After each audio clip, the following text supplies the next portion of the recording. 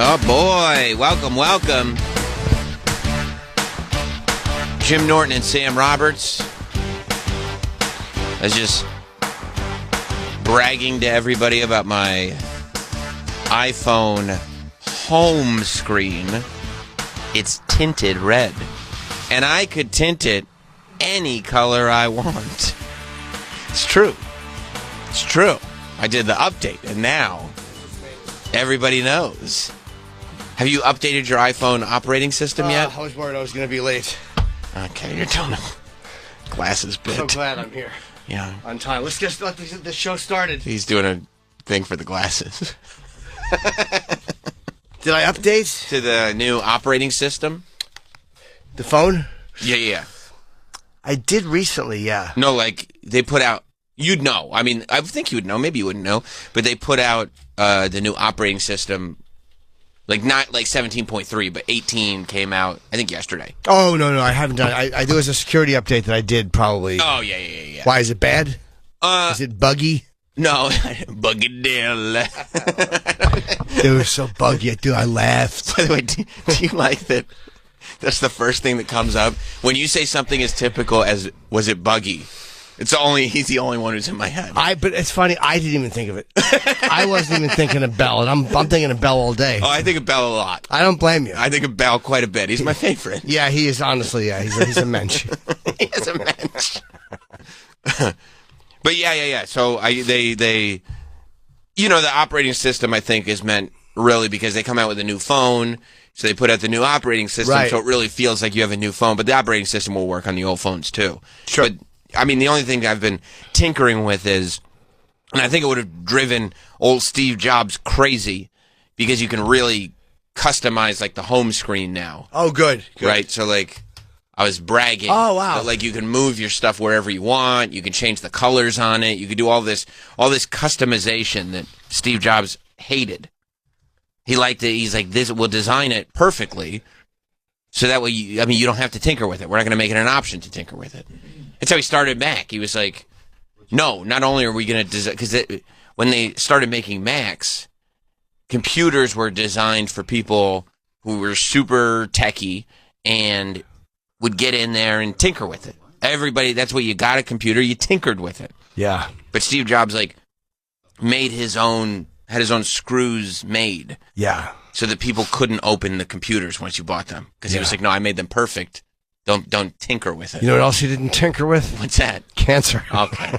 Well, he drank the tea. He said, I had cancer, I'm not going to tinker with this. No, he tried. He had herb tea. Non-tinkering idiot. That was part of it. He didn't want his body to be opened up. Of course it was. It was this weird OCD. I'm sure, look, he was a genius, but there was a weird OCD there where not wanting your body, maybe we're all afraid of surgery, but when you're drinking tea, when you have cancer and you have that much money, I mean, it's just dumb. I can't think of anything Steve Jobs without thinking of how fucking stupid he was for not seeking treatment. And it's almost like all those sort of decisions that led to genius and Apple, like, getting to the place that it is now, it's the same brain. And same mentality, really. Yep. His idea that, no, the impossible is possible. If we just believe that we can do it, if we try, nope, I'm going to tell you can do something, and I'm going to empower you to do it. And then the same thing happens when he has a medical thing. Yeah, he read The Secret. Oh. He's a manifester. Yeah, look, maybe that stuff does have some weight. Maybe manifesting does. Yeah. But not all. No, you can't bet your life on it. No, but yeah, so you can, like, change the size of the icons. I like that. You can you can have it be light or dark or tint it to a color. Sure. You can change where they are on the screen, so you can have empty spaces. All kinds of crazy Think stuff. it'll work on the 13? I think so. I mean, 13, just so you can have it before you get the new phone. I don't know when the new phone will come. Who knows? Right, Who the fuck knows? These idiots. I didn't realize it was going to be in the middle of October when all the phone companies were getting it sooner. Yeah. It makes you not want to order it through Apple. It's like, why don't I just do what I normally do and just go to the store? And grab one. Fuck them. Yeah. Can you cancel your order? You could. And just do it through your provider? Nah, I don't Probably like... too late now. Yeah, by this point it might be too late. I don't like being a slave to the provider. Nice, dude. That's so sick when you say it like that. Yeah. Yeah, iPhone 13 is supported until 2028. Okay, so you still got time. Haven't they What's that mean? Supported till 2028. so like when they make software, oh, it will update, and then in 2028, so they have a list of devices that are considered obsolete. Sure. And they're just like, we don't even pay attention. Our software's not going to work on them. You should have upgraded. But so I guess in 2028 is when the iPhone 13 will be on that list. They'll still work, but not with work. newer updates and stuff like that. Yeah. Bug fixes. And if you call, we don't support that. That's what you'll get. We don't support that device anymore. Okay. Even if you pay for Apple Care? I mean, if you're still paying for Apple Care on an iPhone 13 in 2028, probably could have used a lot of that money to just upgrade your phone. I don't think you can. I think maybe not. Apple Care only a certain amount of years. Yeah, they probably don't let you, for the same reason it's hard to get insurance when you're very, very sick. Yeah. To get Apple Care on a phone that's very old. They're Okay. like, no, because the odds are you're going to use it. Sure. Right? A lot. Yeah. Yeah. Well, the 13 came out when? That was like 2 years, 2022? So they give 3 you years ago. All so right. it'll be in 2028, 7 years? 7 years. It's not that long. That's not that long for tech stuff. For a $1,000 item, 7 years on a phone is not. But they expect you to turn over now. Yeah. And, I guess that's why they try to encourage you, because you go, well, the trade-in. If you traded it, except, as you know, trade-in is really, really effective if you trade in last year's model. But boy, does that value go down quickly. Yeah. You didn't get $400 I'm getting, I Right. think, for my phone. Right. Which is fine. I mean, look, it's better than nothing, but. Yeah, $400 is money. But, yes. It's expensive. I had to be on with Apple on the phone last night because my wife was putting the baby to bed while I was putting the big kids to bed. Why would you talk to Apple about that? Well, because I didn't know. Am I supposed to be doing the big kids, or is she? Maybe I should do the baby. Yeah, but they're so smart. They are, but They're that's not geniuses. that's not their wheelhouse. Okay. I go to the Genius Bar. We're gonna have to blue sky this. We don't know. I go, geniuses. How long do you breastfeed for? I need to know. But while she was in with the baby, like kind of trying to get it to go to sleep, she was also on her phone, and a thing popped up that said, "You're running out of storage," because he has 128 gigs. Yeah. You're running out of storage, so you need to delete some of the attachments. Like her text messages were taking up so much space, you gotta delete some attachments or whatever. And so she just hit something real quick, said delete, and it deleted our entire text thread. Like not on my end, obviously, but on her end. Yep. From the day one. Yeah. But how often does she back the phone up? Well, so then she's like, I don't know what to do. And then it goes like, there's a thing that says recently deleted texts. So the first thing she did was go into recently deleted Where's text. that? It's in your text app. Except the thing was so big that the iPhone didn't have the storage for it. So it just instantly deleted it. They're like, yeah, we can't save this as a recovery file because your phone's almost out of storage. Right. So it's just gone. Right? So it's not listed there. So she's like, oh my God. And then she's going into her phone and it says on iCloud, are your messages backed up to the iCloud? It says no. Now, I'm not doing this with her as she's doing it because Sure. I'm with the big kids and she's now downstairs. And so I get downstairs to the kitchen after everybody's asleep and she's on the phone with Apple Care. And it took us 3 people before we finally got somebody that was like, oh yeah, here's what you do. The first 2 people just had No idea what to do. no clue. What did you do? So I was looking at it and I go, Jess, I think that your messages are not backed up as messages. Like how in iCloud, your photos are backed up just as photos. So you can go to the iCloud and see all your photos. I think your messages are not backed up as messages, but they are a part of the iPhone backup. Like if you don't back things up separately, it will be backed up as part of the batch inside the iPhone. So I was like, but she was really concerned about it because she was like, well, if I delete my phone and back up from my last iPhone backup and the messages aren't there, I've just lost every text message. Yeah. And I go, yeah, I don't think that's what would happen, but I understand the concern. And so we finally got a guy, like the first guy, of course, heavy accent. Yeah, just a farmed out piece of shit. Piece of shit. Farmed out. Fucking farmed out to somewhere else. Yeah, maybe not 100% I don't think he was in Cupertino. I don't think he was on campus. Reading off a fucking spreadsheet and like, yes, did you do this? Did you do that? I mean, he might have been using an Android himself. Knew nothing. Nothing. Not Piece a of thing. Shit. I hope that guy's dead. He goes like, well, if you go to deleted text messages, and she's like, I already did that. And he was like, is it there? She's like, no. Why would she call if it was there? He was dumbfounded. What a dummy. Dumbfounded. When she goes, it's not there. He was like, oh. Like he had no, what? And you're like, why would you call somebody if the first step, they're like, oh my God, like this guy might as well have just been like a cab driver. Yeah. I was like, have you ever seen anything like this? No, I don't know. Yeah. Just another dunce. And then she's like looking at her computer and she's like, well, she goes, on my Mac, some of these texts are still showing up on my Mac. They're not deleted on my Mac. And the guy goes this, he goes, well, I don't know anything about the Mac. I'm going to have to transfer you to a Mac specialist. She's like, he goes, no, I know about the phone. I don't know about the computer. He didn't even know about the phone. He didn't even know about the phone. No, he did not. No, he did not. But the fact that it's like, I don't know about the computers. Like, you should probably have at least some kind of vague idea. Was she screaming slurs at this point? No, she was not. She's keeping her cool. Just making sure. No, yeah. Okay. Not in this instance. All right. You know. Obviously, she got the hormones going. Probably in a positive way. Yeah. She's getting nicer. I understand. Yeah. So then she got on with somebody else, and this person was a little bit nicer, but still had no clue. Another dope. She was like, "Can I back up the text on the Mac and send them to the iPhone?" And the woman goes, "Well, one thing you could do." She's like clearly like Googling. Like it felt like she was reading the same Reddit threads that we were reading. Yeah. And she's like, "Well, you can go on your computer and go to the top of your text and go into your text message and click print, and then before you click print, save as PDF, and then you'll have the text as a PDF." And so it's almost like, I mean, it still wouldn't be in your messages, right?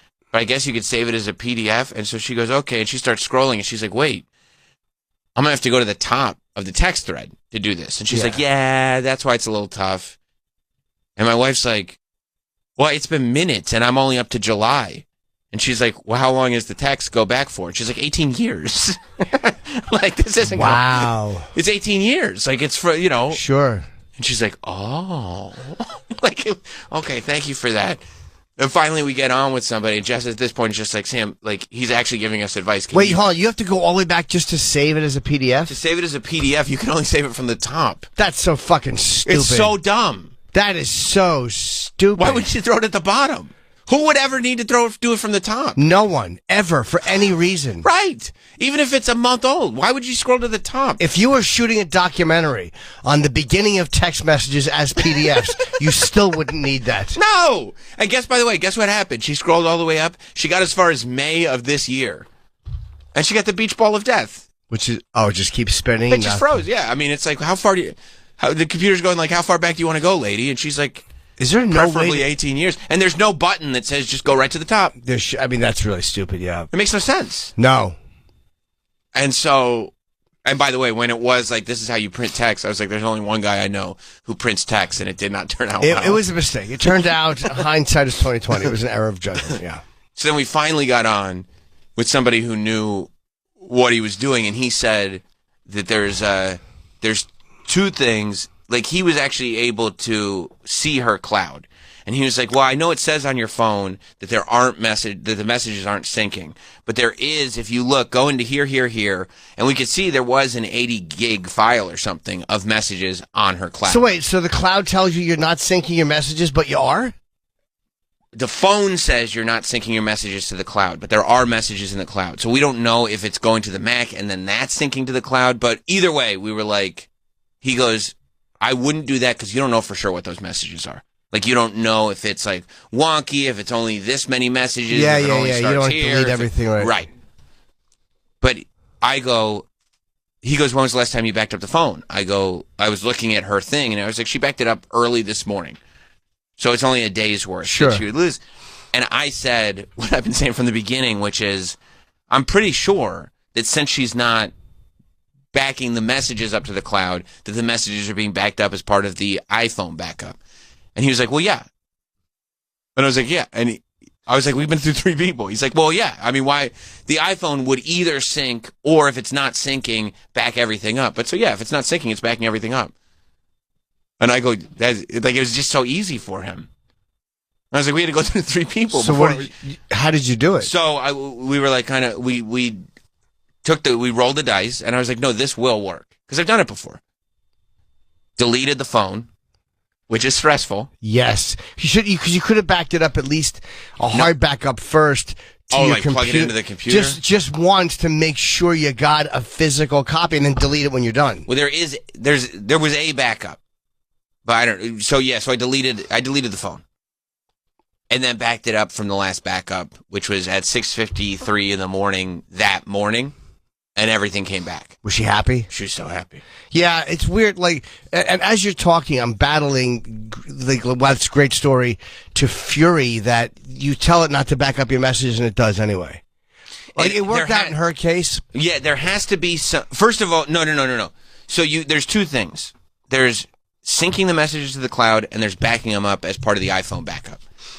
So, what's the difference? Like, why if you're backing the iPhone up? So, like, isn't that the same thing? No. So, like on the cloud, the photos are not backed up as part of the iPhone backup because they're synced to the cloud. So when you go to the cloud, it's like here's all your photos, right? And it's almost separate from the phone or the iPad or the computer. It's just they all pull from photos, right? But the messages is just part of that iPhone backup. So unless you send those messages to your computer or your iPad, they're not going to pull it because it's not part of the cloud. So it might have come from the computer backup? So the only thing I can think of is for some reason she at some point set up her messages to sync with her Mac, and her Mac has it set up to send the messages to the cloud. That's what I think happened, which I think is more advanced than the first 2 people.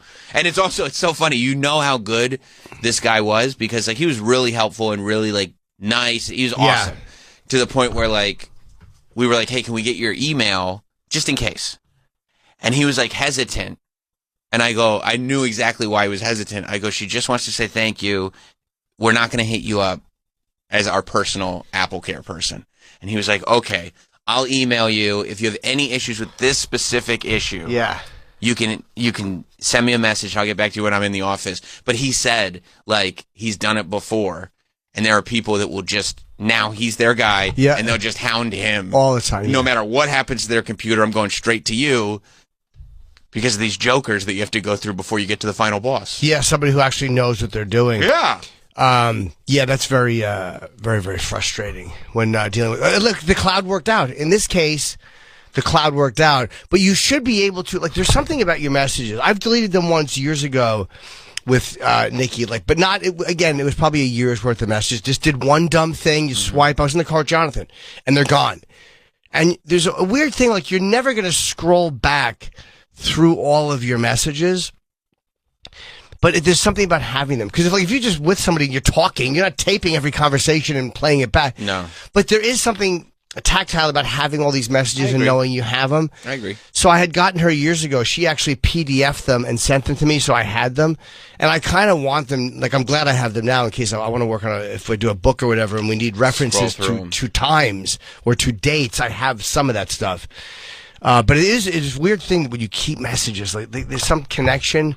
Like I have all of our messages. I don't know why it matters. It's a waste of space, but I do it too. Yeah, I mean, I don't never. think it's a waste of space, especially with search now. I can't tell you how many times I go back and just do a keyword search to find something that I may have talked to you about months ago. That is actually Apple F. Yeah, that's actually good. I do that all the time too, where I'll look through messages to find out like what the address was or whatever. But I'm talking about when we save a spouse or girlfriend for sentimental reasons. Sometimes you think you've lost that photo of hot dog with no shirt on in a hotel room. Yeah. And you go like, oh, I just scroll through the multiple texts that I've sent that to embarrass him. Yeah, and I'll find it in one of them. Yes. I've used that feature 100 times, going back through search, mostly for addresses. I'm on the road. What did Kenny tell me? Fucking 8 messages. It's very helpful. But I mean, like, the fact that I was so mad that I lost all my communications. And, like, you're never going to look back through them. You might, like, at some point lose them and not even know you've lost them. But on a PDF, if you can save them on a PDF, that should be a much, one reason they won't make that an easy feature is because then people would probably do that, maybe not instead of the cloud, but the cloud wouldn't be as attractive if you could just save your text to PDF. I had a program that used to do it, where I have a lot of them. It's called Phone View.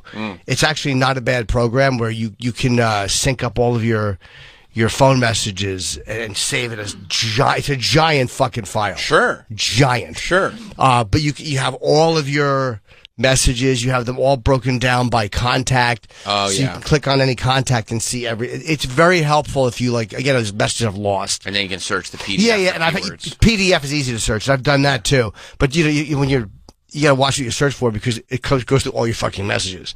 So, 500 people you've said the word "the" to. Yeah. So it was a whole thing. I mean, there is that relief. Oh my God. Yeah. That comes in when you realize it's fine. You lost a day of messages. Who cares? The cloud worked out. Yes. Yeah, I mean, look, the iPhone backups on the cloud is a great thing. It saved me before. Yeah. It saved a lot of people. The fact that, while you're sleeping or early in the morning, you can set it to do a backup. This is what was really smart. The guy goes, mid-conversation, he goes, wait, turn off your automatic backups right now. So it doesn't back up over. Yes. And that was really smart. So we'll just turn it back on now. But that was that was a good call. But if you delete something, it backs up over. Right. I think they saved the last two. Okay. So you might be able to retrieve it. But if it's a week and you don't notice it. Right. Just in case. Just don't. Yeah, smart. How often does it back up? I think you can set it back up every day. Yeah. You need more? I mean, technically, you could do manual backups as you go. You could back it up as much as you want. Oh, no, but I would say less. Oh, you could set it to do less? Yeah, once a week, maybe. Not that you want to lose a week's worth of message, but for that reason, if you don't notice something has been lost.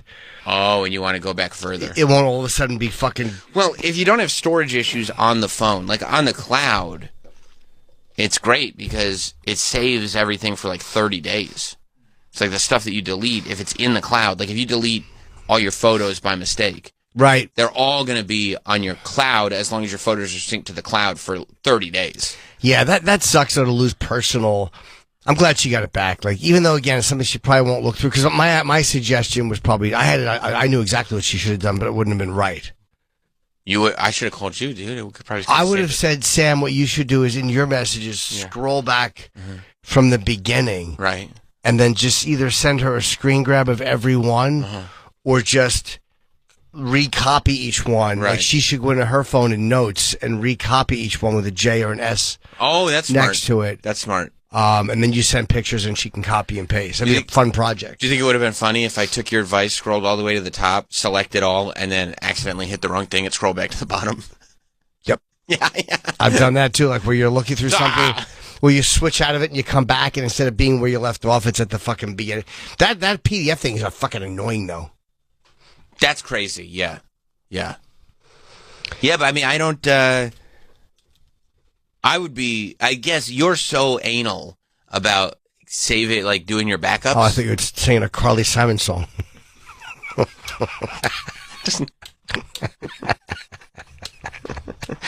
You probably thought it was about you. Yeah. I bet you think this finger is for you. Don't you? Oh, the pain.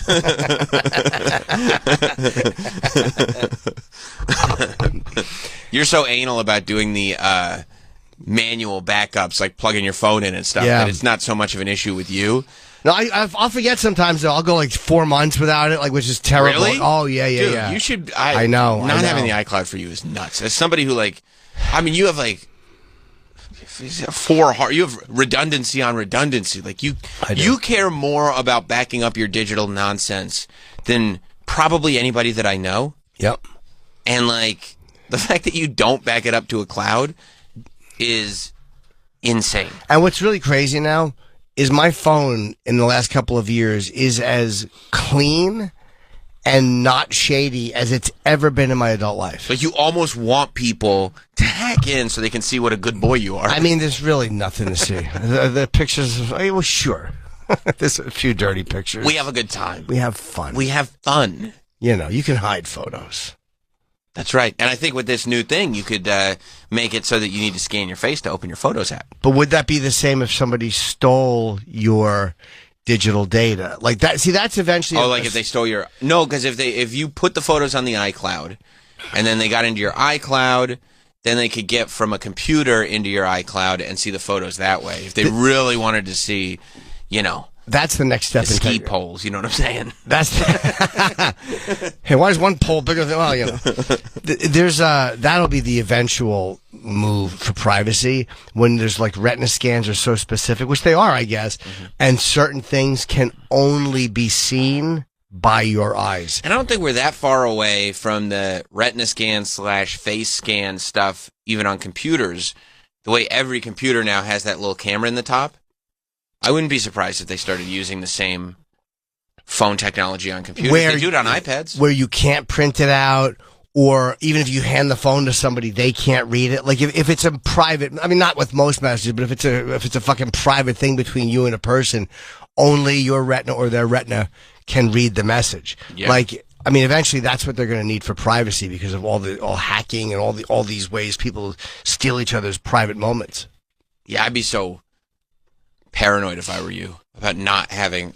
I mean, you should have a hard backup and a cloud backup. I do have a hard backup, but I mean, again, I don't do it that often. I probably should. I know I should. Or just do it in the cloud. And you don't even have to like I said, you could make it so your photos don't go to the cloud. The photos are just private, like real life photos. I literally have almost no scandalous photos on my phone at all. Like it's as clean as it's ever been. Sure. I can't fucking believe the cleanliness of my phone. It's foreign. Like my wife will ask for something, and there's still a weird hesitation. Like I'll be like, oh, that's the cheater's mentality. We talked about it yesterday. It is, yeah, but they're like, oh, okay, here. Right. Yeah. Right. You're like Bane. You didn't adopt this life. You were born into it. Yeah. You know? I am kind of. Yeah. A little Bane-ish. Yeah. But it does feel good to not... You're the bane of infidelity. Not anymore, though. No. You know? And I wish people realized that how much your normal behavior is actually an accomplishment. It's and again, I don't deserve a round of applause for doing what you're supposed to do anyway. Troy understands it. Like Troy gets it. He understands how hard it is. Come a long way. We've both come a long way. Yeah. And it's one of those things though where people who haven't been cheaters or haven't been fucking addicts have no idea. Like when you don't do something, people you have no idea how hard that was not to do. How difficult it was to not engage with that, or to go out and fuck that person. Like, if you're a normal person, you're like, I'm not gonna look that way. Yeah. But when you're fucking your whole adult life and childhood was spent looking that way, right? When the door's already been like wide open. There's no door. What door? It's a fucking hole in the side of the wall with a piece of fucking with like that clear plastic people put over things. And There's a hole in the wall. Yep. It's like the house at the end of Lethal Weapon. It's blowing in the wind. It's by the way, I do think I'm officially becoming an old man. Oh yeah. Are you an old man if? Okay. By the way, this should be your new... I know. This should be your new stand-up. You might be an old man if you're scrolling through the computer late at night and there's an article and it says, here's 100 items you didn't know you needed. Oh, God. Did they get you again? And you start scrolling through it, but you don't want to click because you don't want to give them the satisfaction. Right. So you have Amazon opened on the right. But you're so curious. and you wind up looking through this. Hold on. let me see. It's not even a real... Well, Travis, that's not a real article, right? Oh, I'm sure it is. You think it is? It's not an ad? I think it's 100% an ad. It's one of those things that we used to get Troy on when he'd be on like news websites and it'd be like 10 things you didn't know women in bikinis do. Oh, I'll click on I think that. it's probably an article that is just 100 affiliate links. Right. It's not, yeah. Yes, I believe that is it. But you didn't want, but you wouldn't give them, which is kind of a shithead thing to do. You wouldn't give them the satisfaction of clicking their affiliate link. No. Thank you for the information. Yeah, I'm not be giving you this penny. I'm going to do an independent search on this. It costs you nothing. Yeah, that's kind of actually makes you a bit of a old man / shithead. I'm trying to see this note because they all come in different orders. Like there's no one order like where you could just go, this is the block I ordered because I did it all at the same time. So it just comes out as a bunch of different shipments, unfortunately. So, but you found many items on the 100 items that you did in fact need? I spent almost $700. 7 bills? I couldn't believe it. $700.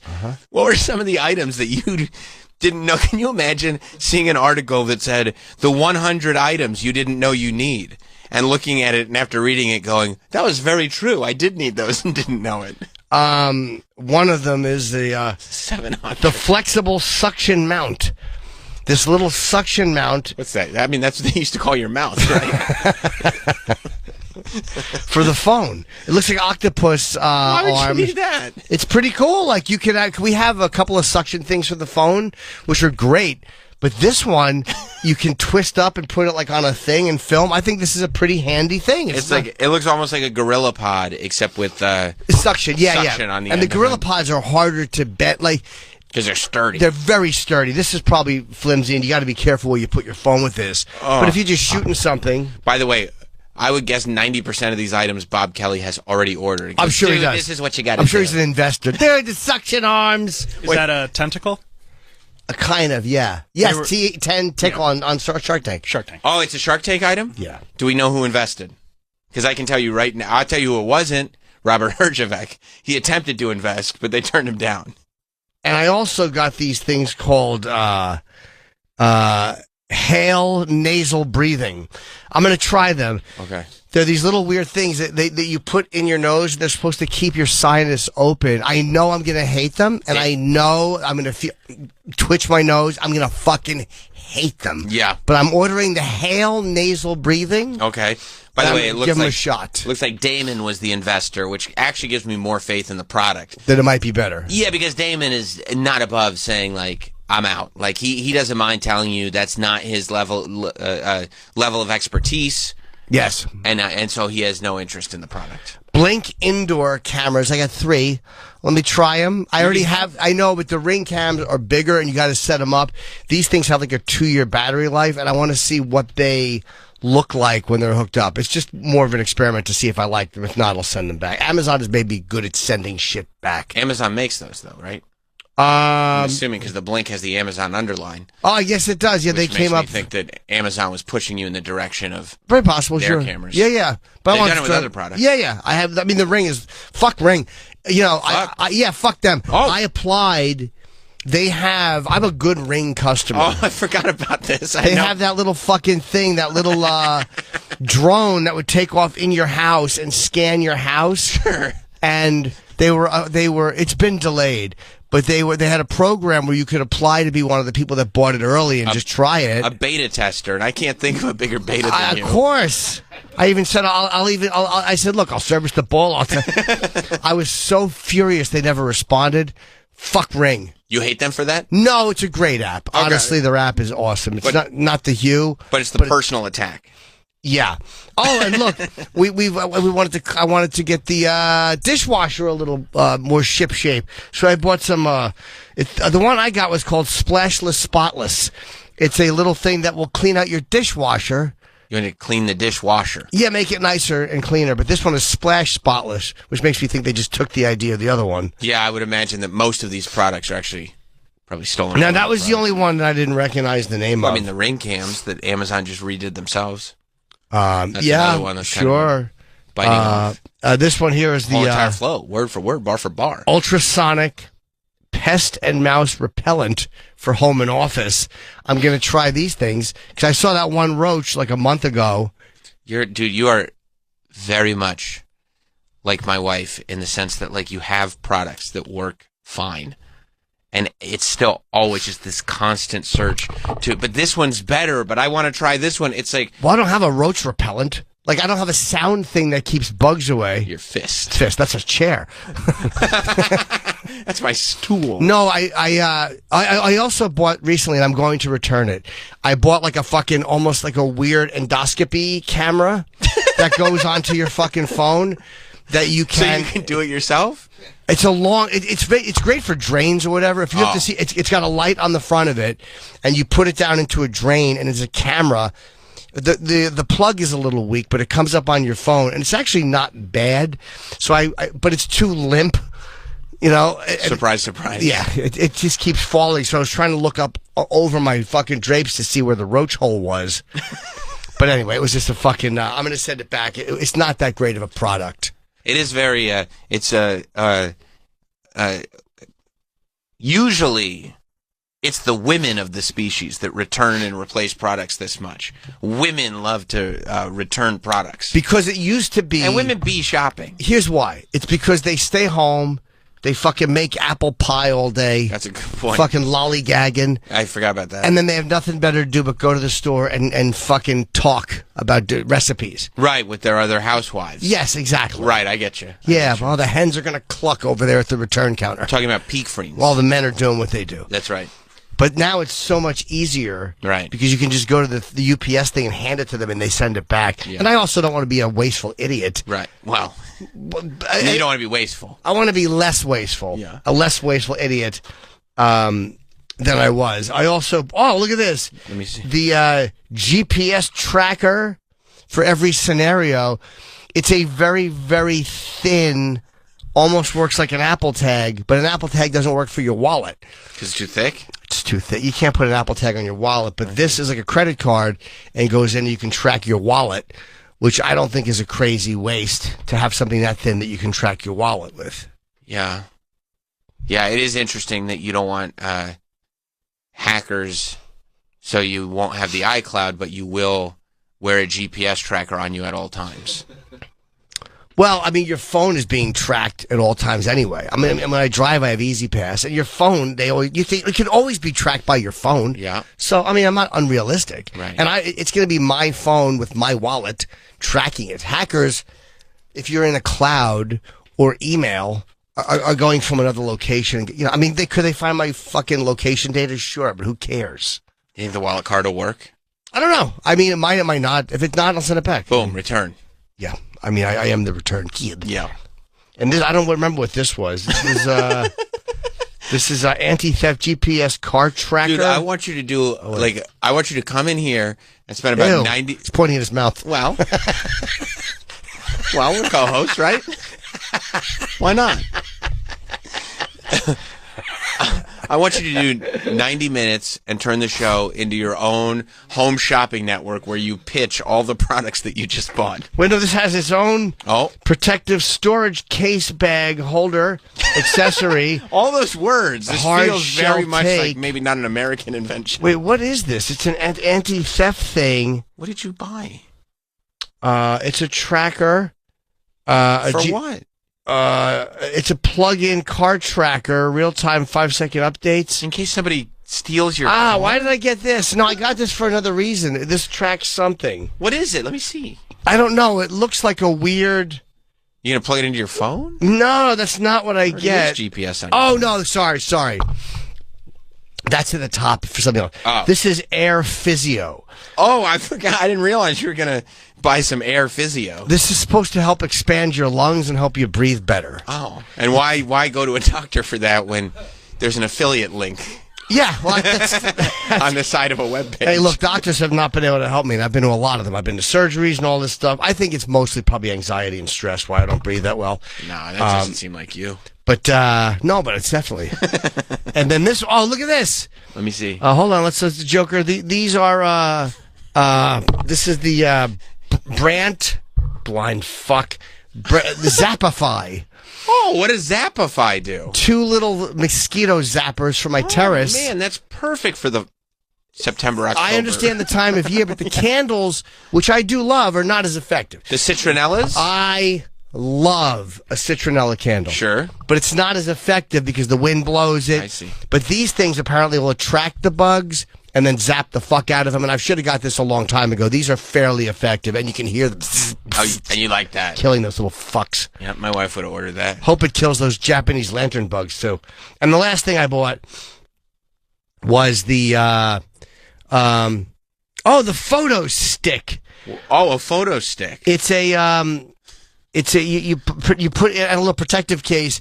You put into your you plug it into your hard drive or whatever, and it will seek out and grab all of your photos and videos. It goes through your whole computer, grabs everything, and backs it up on that. And my wife has been asking, also on your phone, has been wanting to back up her phone, but she's been having a hard time because she has a fucking regular computer and an iPhone, but she has Windows. So this might be helpful, just to grab all photos and videos and just keep them. I think it's a pretty handy little thing, because there's always photos and videos that you're not sure of, or they're scattered, or are they in my documents, or are they in my downloads, or are they on my desktop, and this will just go through and find them. I think that's a fairly practical thing. We buy one, we see if we like it. We like it, we buy two. Well, there's no way you bought one of each of those things and it equals $700. No, I bought some of them are like $79, $80. I mean, they add up. Yeah, they add up. And I didn't go crazy. I just bought a couple here and there. That's crazy, the things you did. No, they're all pretty handy things. I mean, they seem very much like things you would find at an As Seen on TV mall 100%, yes. And I did think of that as I was doing it. Like, these are like from Romco. Like, right. It did seem like that. But I'm like, well, I do need a bug zapper because there's mosquitoes. We sit outside, and then my wife is convinced that she has hives because she just wants to buy fucking, like, some decongestant because it makes her feel a little loopy, and she likes that. And by the way, this fucking Is she misusing medications? Of course she is. This fucking kook has been drinking Red Bull at 11 o'clock. She's literally been sleeping on the couch because it's 11, and she's like, I'm addicted. I can't stop. She's still going with the Red Bulls. All these diet Red Bulls. She loves a sugar-free Red Bull. She had them a case delivered. I'm like, who, we fucking Bezos? Go across the street and get them. Time for a nightcap. Oh, yeah, I just see, I told you, the fucking plastic cup with ice in it and a straw. And a Red Bull. She loves taurine, a nice shot of taurine before she hits the hay. Yeah. Taking picture, the whole fucking thing. Taking pictures? It's of herself, just, for social media. Because she's all jazzed up on Red Bull in the middle of the night. Oh, she's all hopped up, and she's making me watch the fucking, the sequel to the fucking chick with the dragon tattoo. Swedish. I haven't seen the fucking first one. I don't know what's happening. Right. Since it's subtitle, I'm trying to eat. Yeah. Meanwhile, this and then it catches my interest, and I gotta leave the room. Right. This one's taking selfies and drinking Red Bulls at 11 it's a o'clock fucking nut house. Yeah. Just, I mean, it could be worse. You're over there trying to distract yourself from the madness, and you can't do porn. You can't look up hookers. Well, I can look them up. Sure, I can't see them. Right. Looking them up is fun, too. Sure. So who's back in town? Just dip him a toe. Take a look. Come on. Would that ever hurt? I want to see who's in town. Well, my friend's in town. That's just interesting to know. I haven't seen her in years. Right. So instead, you got to go on As Seen on TV and buy $700 worth of it. I'll tell you one thing, though. When you're on the road and you're looking at porn and ads, not doing anything, but just like, yep, this is what life was all the time. Yeah. Like, you appreciate going home to somebody and going like, ugh. As much as there's the less chafing, I would have to imagine.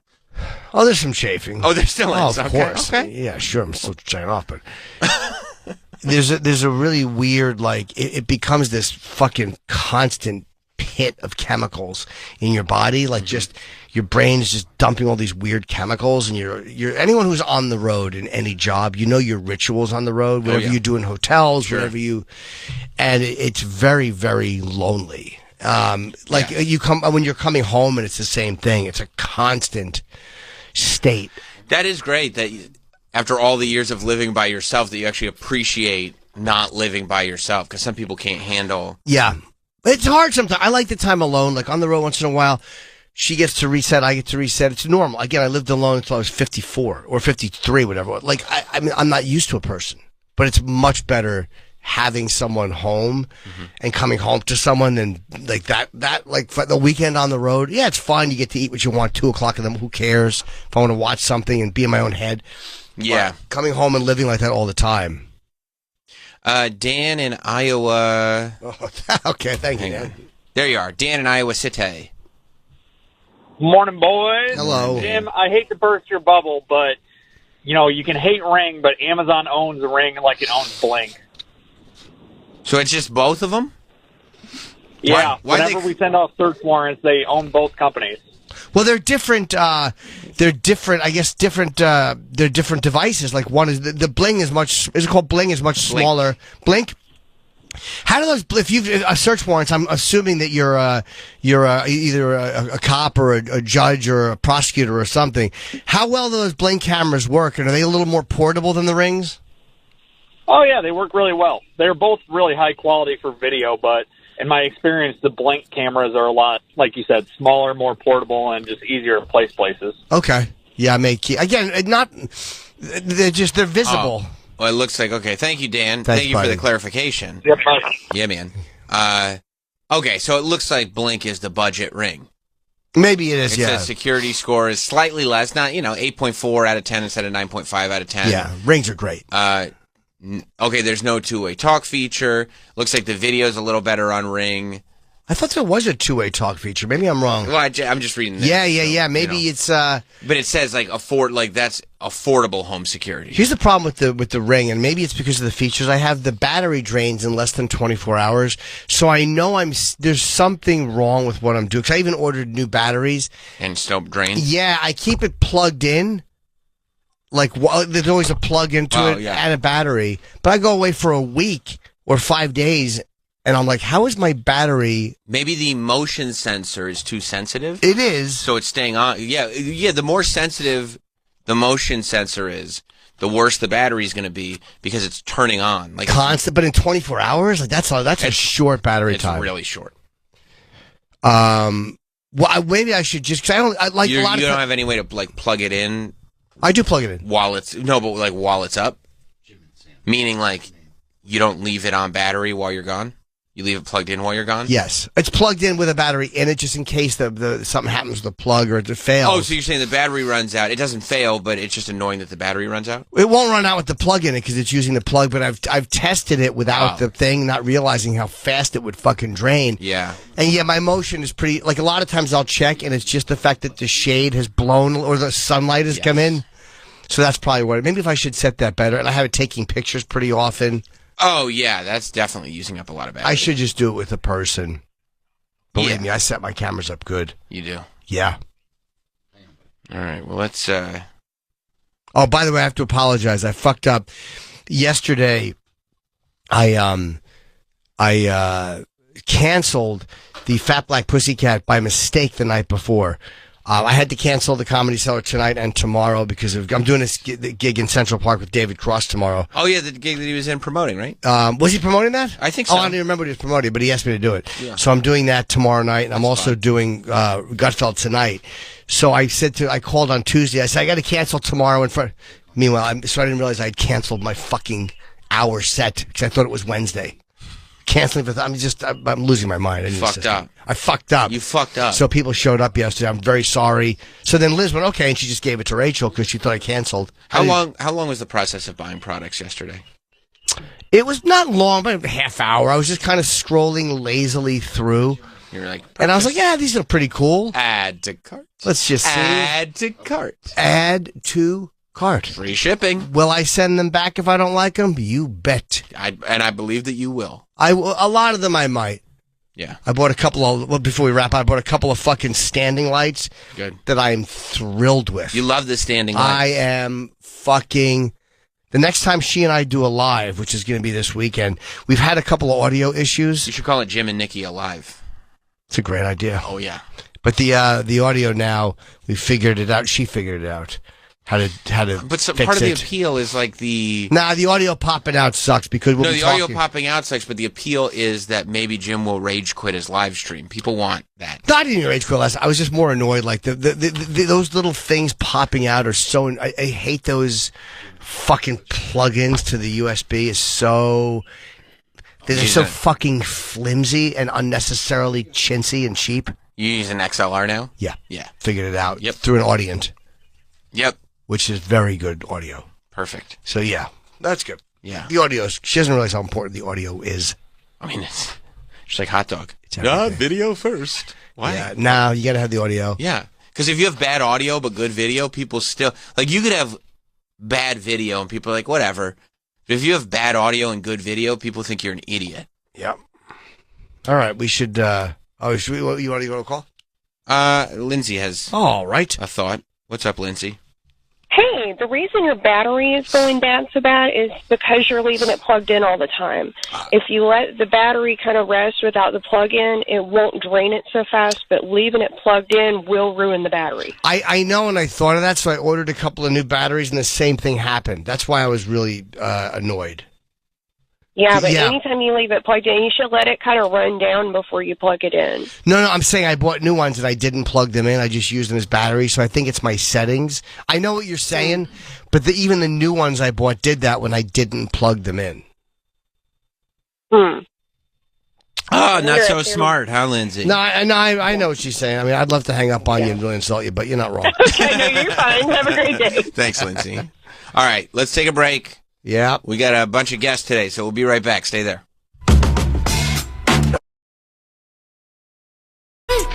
Welcome back. Jim Norton and Sam Roberts.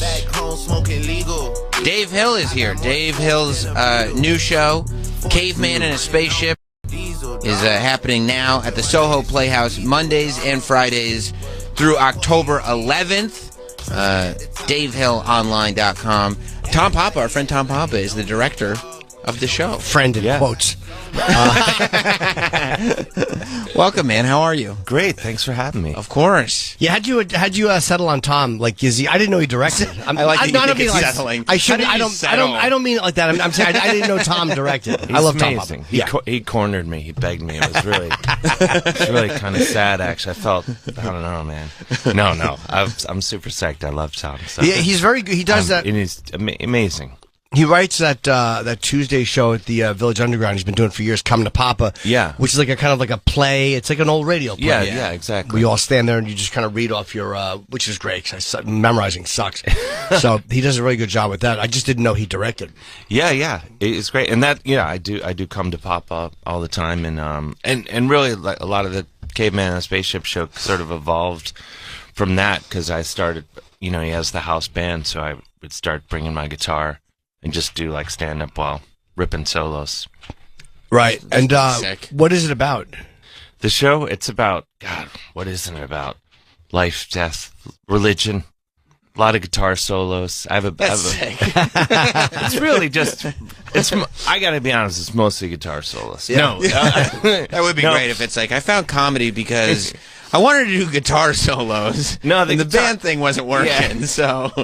Well, I have a different rhythm section. I have like a drummer and bass player that join me. So some of it's just stand up without any music, and then I bring the band out. But yeah, I play guitar solos, and I shouldn't even be admitting this, but the thing is, if you have like 20 minutes of jokes, when you add guitar solos, that's 40 minutes of jokes. That's right. That's awesome. Yeah. When you have 40 minutes of jokes, you add guitar solos, it's whatever. It's an hour 20, yeah. Whatever that is. Yeah.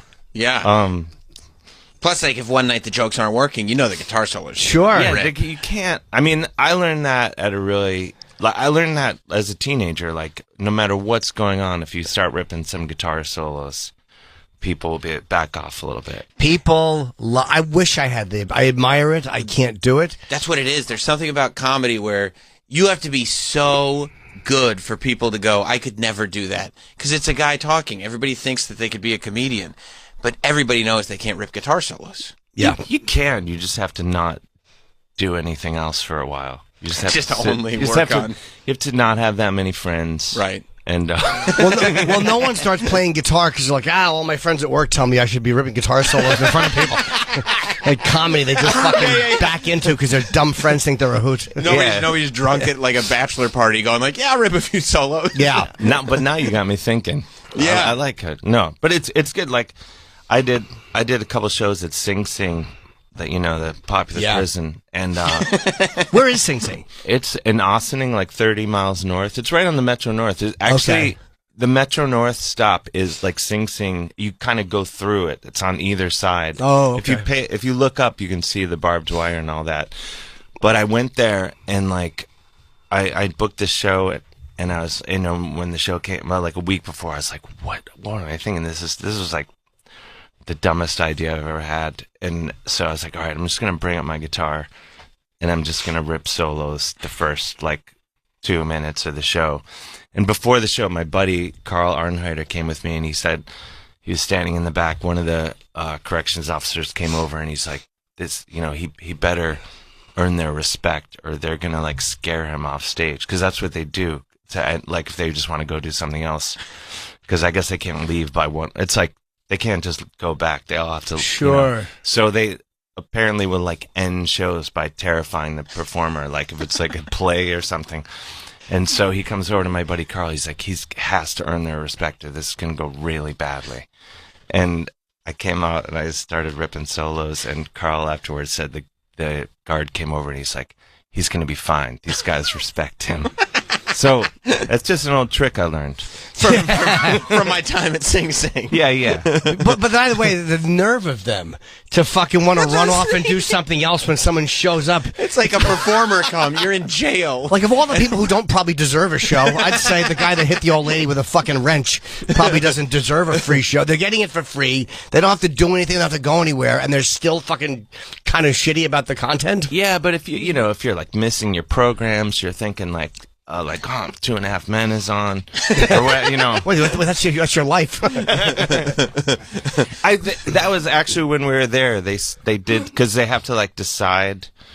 I mean, maybe the favorite show has changed, but when I went the first time, they were like, everyone has to decide together what show and we're gonna watch, and they're like, the only thing people can agree on is sports and 2.5 Men. They love 2.5 Men. That's fun. Yeah, violent felons love 2.5 Men. Except when Ashton Kutcher showed up in the later seasons. Then there were revolts. Completely flawed. Unwatchable. Before that, it was amazing. And how much time are you doing in these? Are you going up first, or someone else going up in front of you? At the Soho Playhouse? No, in Sing Sing, yeah. I did like I brought the first, I did it twice. I brought a couple friends that did like 10, 20, and then I did an hour. Did anybody bomb? No, but the first time I went, my friend Laura Kraft, do you know Laura? She's a Colbert writer, and anyway, she came, and we learned pretty quickly that she was all, she's wearing a nice dress and everything, and she's out there, and she's kind of like, she kind of looked at me and she's like, Dave, come out here. And she goes off mic. She's like, I'm leaving the stage right now. And don't ask me to come back out here. And I thought it was like a bit. And then I'm like, okay, Laura Kraft, everybody. And then I just go, start doing more stuff. And I'm kind of looking at her on the side of the stage, and I see a guard comes over to her, and they're talking, and she's looking not very psyched at all. And afterwards, I'm like, what was that conversation about? And the guard came over and said, are you okay? And she's like, yeah, I just got a little scared out there. And he's like, you know why you got scared, right? And she's like expecting him to have some insight. Yeah, sure. She's like, why? Why did I get scared? And he goes, those guys, and there's like 300 guys. And he just goes, those guys are all murderers and rapists. She didn't think that was, and he was being serious, but when she told me, I don't, she didn't think it was funny, but I thought it was. I think it's a fairly accurate answer. Yeah, it's just matter of fact. The pinpoint accuracy, I think, is what's so funny about that. Yeah, and if they were all in jail for financial crimes, it wouldn't be that frightening. I wouldn't have even done the show. No, if you're going to do a prison, it's maximum security or nothing. Yeah, I think. And you also realize when you're there that they're only not taking over in that moment because they're choosing not to. Like, as a group, if they wanted to keep you there, eventually the government would probably get you out. But like the prisoners could overrun whatever you're doing, and that's probably a helpless feeling for a woman, especially. Yeah. But that was why, like, a week before, that's what I thought. I was like, what? Why would a guy not just do something really negative to me just to break up the day a little bit? Like, why wouldn't a guy just shank me if he's in for life anyway? Like, right. Why not just do something? Just have a story at breakfast the next day. What'd you do yesterday? Oh, yesterday I shanked the comedian. Yeah. So, but no, it was amazing. How do you get booked for those shows? It's really hard, actually. There's a lot. I had to you have to call. You ask for the comedy booker, and they're like, "Well, no." How many followers do you have? When I first had the idea, I called. I have a buddy who's a cop in Cleveland. I figured he would know like the right thing to say, so he's like, "Ask for the deputy of programs." If you say that, this was your idea. The show was my idea, but I called my cop buddy, and and I asked him, and he said, ask for the deputy of programs. And when you say that, they'll be like, oh, this guy knows what he's talking about. And so I did. And then it kind of went smoothly. But they do background checks on everybody. Yeah, to make sure that you're not there to bring something in. Yeah. But then they make it, you can't bring anything, really. But you really wanted to do it. You can't bring your phone. Oh, you can't? No. Can't bring a pen, anything. Do they leave it? Is there a locker you can leave your shit in before you walk in? No, you just leave everything in the car. Oh, you do? Okay. Yeah. But it was awesome. And then I played guitar in a Mexican prison a little while after that. Where in Mexico? In Saltillo, northern Mexico. I'm not sure where that is. It's like south of Houston, south of Houston. Okay. But yeah, it was De Niro's restaurant. But because it was such an amazing experience, and then a bunch of years ago in the New York Times magazine, I read this story, and there's this guy that worked. I went to Fordham in the Bronx, and this my friend Bob Coogan, who worked there at the time, in the years since I'd last seen him, had become a priest. He's from Brooklyn, and he'd become a priest and started working in this men's prison in Saltillo. And there's this whole story about him, and I was like, oh my gosh, I haven't seen this guy in forever. And the cartel had murdered the warden, and to your point, they took over the prison. Yeah. And then the Mexican government, the federales or whatever, just like kind of took care of the outside. Like, they're like, you got it covered. We'll be out here if you need anything. Yeah. And then this whole story is about how he kept going to work every day and like doing the masses, and like the most amazing guy on earth. And so I read this and I was like, man, if I had a good time at Sing Sing, this would be like 10 times that. So I messaged him. I was like, he was on Facebook, and I was like, hey, the story was amazing. Could I come down there? And he's like, yeah, I think it would be okay. And everyone I talked to was like, you're insane. Don't do it. And then I talked to my brother, and he's like, you should go. Like, you'll have the time of your life. And if anything happens, you won't care because you'll be dead. And, that's a fair point. And I was like, I like that logic. So, and I also figured if the New York Times writer was able to go in, I could probably go in. So I went, and that was amazing. But I don't speak Spanish other than. Did they like the show? I didn't. This is what I did. He was saying, he's like, come and play guitar. So I went and I played guitar in the mass. There's like a big guitar choir. And then afterwards, he went and heard confessions, and there's just all these inmates with guitars. Mexican prisons are like guitars everywhere. This is what I learned. Like nylon string guitar. I just grabbed one off the ground. Wow. And then we jammed for like an hour, and I was just played as fast as I could for like an hour until Bob came back. And then when we left, he's like, those guys really like you. But they were all respectful and nice, and totally. Like, we were just playing, and like none of them really spoke any English. I don't speak, but a few words of Spanish, and then one of them said, Hotel California. And I was like, coming right up. Anyway, you don't want to sing that song. Finally, but you can never leave. Yeah, that's the last thing you want to fucking sing in prison. Check out anytime you want, but you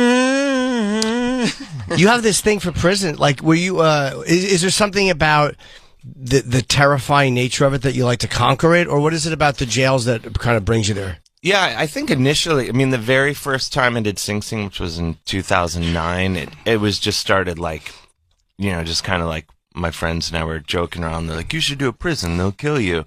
And then I woke up and I was like, I'll show you. And I booked it, And then when I did it, it truly was like an amazing experience, because I was genuinely like, oh, this is the worst idea I've ever had.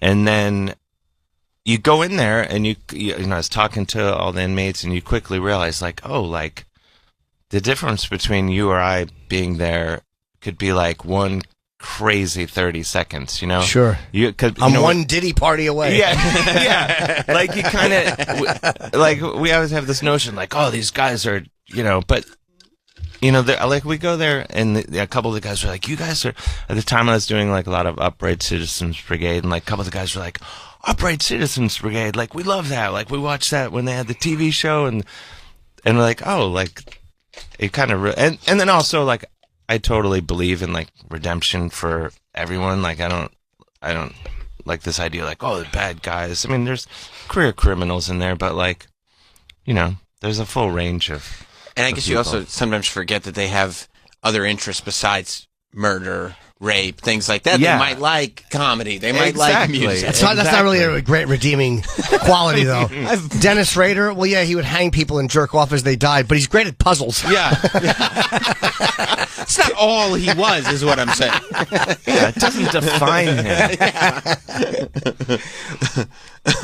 Yeah. Have you always been like somebody looking for alternative places to do comedy and stuff like that? Because I can't get the regular bookings, you know? No.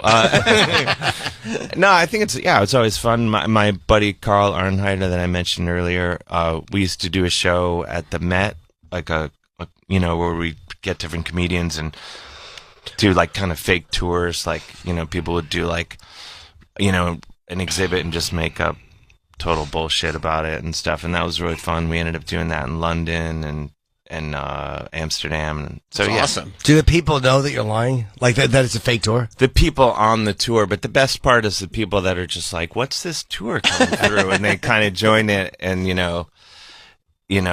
there's be like Leo Allen did this thing where he was like dressed as an art thief, so he was wearing like full head to toe black and like a black hat and like had a mask pulled down, and like people are like, "What's going on?" So there's all sorts of So my favorite thing was when people that didn't know what was going on kind of joined on, or like sometimes the museum guards would hate us and just resent that we were doing it. Like we did it at Sketchfest in San Francisco, and this guard walked by and just gave us the finger, and it's like, you can't really, you know, it's like, that guy is wearing this nice blazer. Why would he do that? Yeah, it would have been great if you asked him why. Yeah, why sir, would you tell us why fuck did you do that? Yeah. Yeah, I don't know. You know. Wow, you weren't taking the exhibit seriously. Yeah, I Really think some bothered people him. don't like that. And there's probably more for him to do. Like when everybody's just looking at the thing, talking, now there's an extra thing happening. Whatever it is, they probably don't want anything extra and any possible wrench thrown into the spokes. Yeah, they just want to like stand next to a painting and get through the next 8 hours. Or whatever, not deal with some guy making dick jokes about. You know what museum I liked? I don't really typically like museums, but there's one in L.A. with the Museum of Film where they had like a great Godfather display. Spike Lee's like personal collection was on display. Like he's got all these weird like posters and like movie memorabilia. I thought that kind of stuff I really liked. And I saw Paul Newman's watch, which they had like an extra security guard on, that famous fucking... His Daytona? His Daytona was there, yeah. But it's in its own case. There's security outside, and there's an extra guard right there. Because that's the watch. That's the watch, yeah. But that kind of stuff I like. We gotta go get that watch. Where is it? It was in You LA. create a distraction. Yeah. I'll feign like some sort of illness. I actually put it on and I got mad. I was like, imagine. So this, the Caveman in the Spaceship, it's called? That's right. And is it autobiographical? Yeah, a lot of it. Yeah, there's like a lot of stories. There's a song about. It's kind of a song. It's really rambling over chords. Sure. But I talk about my first fist fight, which happened very recently. Oh, it's a bit of a spoiler not really a spoiler for the show, but yeah, I got my first fist fight like in the last year. Really? Yeah. It must have felt great. You know, I gotta say, I've always been like on paper anti-fighting pacifist guy, but after the first one, I was like, "Who's next?" Yeah, you get it right. Did you win? I did win. Oh yeah. What happened? Like, where was it? My girlfriend, her sister was dating this guy, who is just a jerk. Without getting into it, this is the one thing it's just like just a bad guy, and that was the point where I would never I would be like, "You're hanging out with him, not coming." Then finally I was like, I can get through this. Like, we'll just do it. Like, so then we're like, let's have dinner. So we go, and we show up to dinner, and he's already hammered. So I drink 2 giant martinis as fast as I could, and like probably 4 more after that or whatever. And then they're like, "Come back to our house, and you know what? We'll hang out." And we're like, "No, we're good." And, how was dinner? Was he a dick or was he okay? He was okay. Okay. He dipped his mozzarella. offered him mozzarella sticks. I'm really nice. And sure. That's a cool thing. I know. Who does that? That's awesome. Yeah. Who does that? That's the awesome that you did definition that. of I'm generosity. like Mother Teresa. He takes a mozzarella stick and he dipped it in the shrimp cocktail sauce. Oh, And I love it though. So far, I'm team him. All right. I like cocktail Okay. sauce. All right. Yeah, but is it like public? Isn't there now breadcrumbs in the? Yeah, well, the marinara shrimp sauce was right there. Yeah. And he went shrimp cocktail sauce. I So was prefer like, cocktail sauce. Yeah, on but the it's for- mozzarella stick? On anything with a little bit of a horseradish in there. I sometimes, here's a fun fact. You can use this in your show. I'll order the shrimp cocktail. I'll have like the cocktail sauce with the horseradish, and then when they take my stuff, I'm like, leave the sauce, and I'll have it on steak or whatever else I'm having. I love it. Oh, wow. So I All get right. it. Now I regret getting in the fight, and the more I hear this. But, I would have regretted giving him the mozzarella stick, to tell you the truth. yeah, in the end I did. So we go back and like, we're like trying to get out of here, and then he starts like yelling at us about all this random stuff he's wasted, and my girlfriend, like, who hadn't had any drinks, and I'd had about 70 at this point. and she's like, I just saw this like shift in your eyes just kind of shifted, and I stood up, and I said the most ridiculous thing. I stood up and I said, shut the fuck up right now or I'll destroy you. Which is like, wow. And she reminded me that that's what I said. She was like, I'm documenting all this. And like, to be clear, I was wearing a brooch at the time, which is like, I'm standing up wearing a brooch, and I think it's like a cravat probably. It's big 7th grade energy. Oh, Yeah. major. I'll destroy you. Yeah, I was like, I got to come in hot, right? Yeah, you did the so right thing. I said this, and then he just obviously it didn't work. He was getting madder and man. He's standing behind his like. It didn't work. He didn't fear being destroyed. He's standing behind his like basement mini bar because, of course, he's got that, and then so and this, you'll appreciate this. The one thing we have in common is we both love metal. Me and this guy. So he puts on. He's putting on like Dio and Iron Maiden, but then he starts singing along louder than the record. I prefer that. Well, you prefer singing? Oh, yeah. like that. A drunk guy who I already hate sings over songs I like. I love he's it. just like, sing me a song. And so I'm just like, He's hateable. It's going on for like 45 minutes before my girlfriend's like, we got to get out of here. Anyway, so I say, shut the fuck up right now, I'll destroy you. And then he's getting madder. And then I grab a bar stool. I got my hand on a bar stool. And I throw it to the ground, and at the time I thought it was like a cool Old West movie. Sure. Like, camera, let's get this on. But it was really like, like it's just gravity sent it to the ground, And anyway, once I did that, I was like, all right, I got to get out of here. This is over. So I start heading for the door, and then he attacked me from behind and just started pummeling, the back of my head.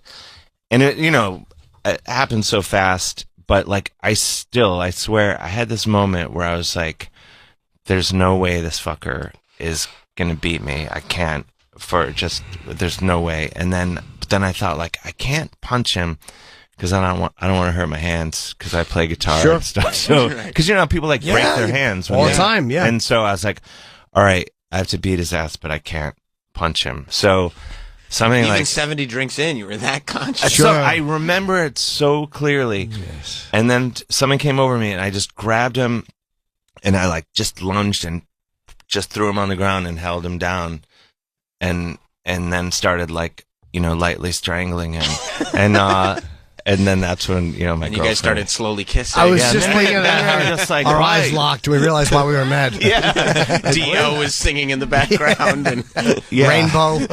Yeah. that's amazing. Joe Lynn Turner era too, which is pure romance. Come on. But I mean, you got to come out of that experience realizing like that's now part of your skill set. You are a fist fighter. Yeah. You can fist fight. And any argument you get into, be like, if push comes to shove, I'll lightly strangle you on the ground. Yeah, it was. Yeah, Yes. I'll caress you into death. Yes. But No, no, you ever have a scarf on? no, but it was. I mean, I'm not looking for. I hope it doesn't happen again. But yeah, I was glad to, because if you've never been in a fight, I had been in a lot of hockey fights because I grew up playing hockey, but that doesn't really count. That's more like performative fighting, you Right. know. But I was like, oh, because the rest, my whole life, I'm like, I think I would probably win a fight if I ever got. Yeah. But then I was like, okay, I did. So yeah, it's a good feeling, especially with an asshole. What was he yelling at you for? Like just yelling at you about you or just about life? No, I mean, my girlfriend and her, their mom was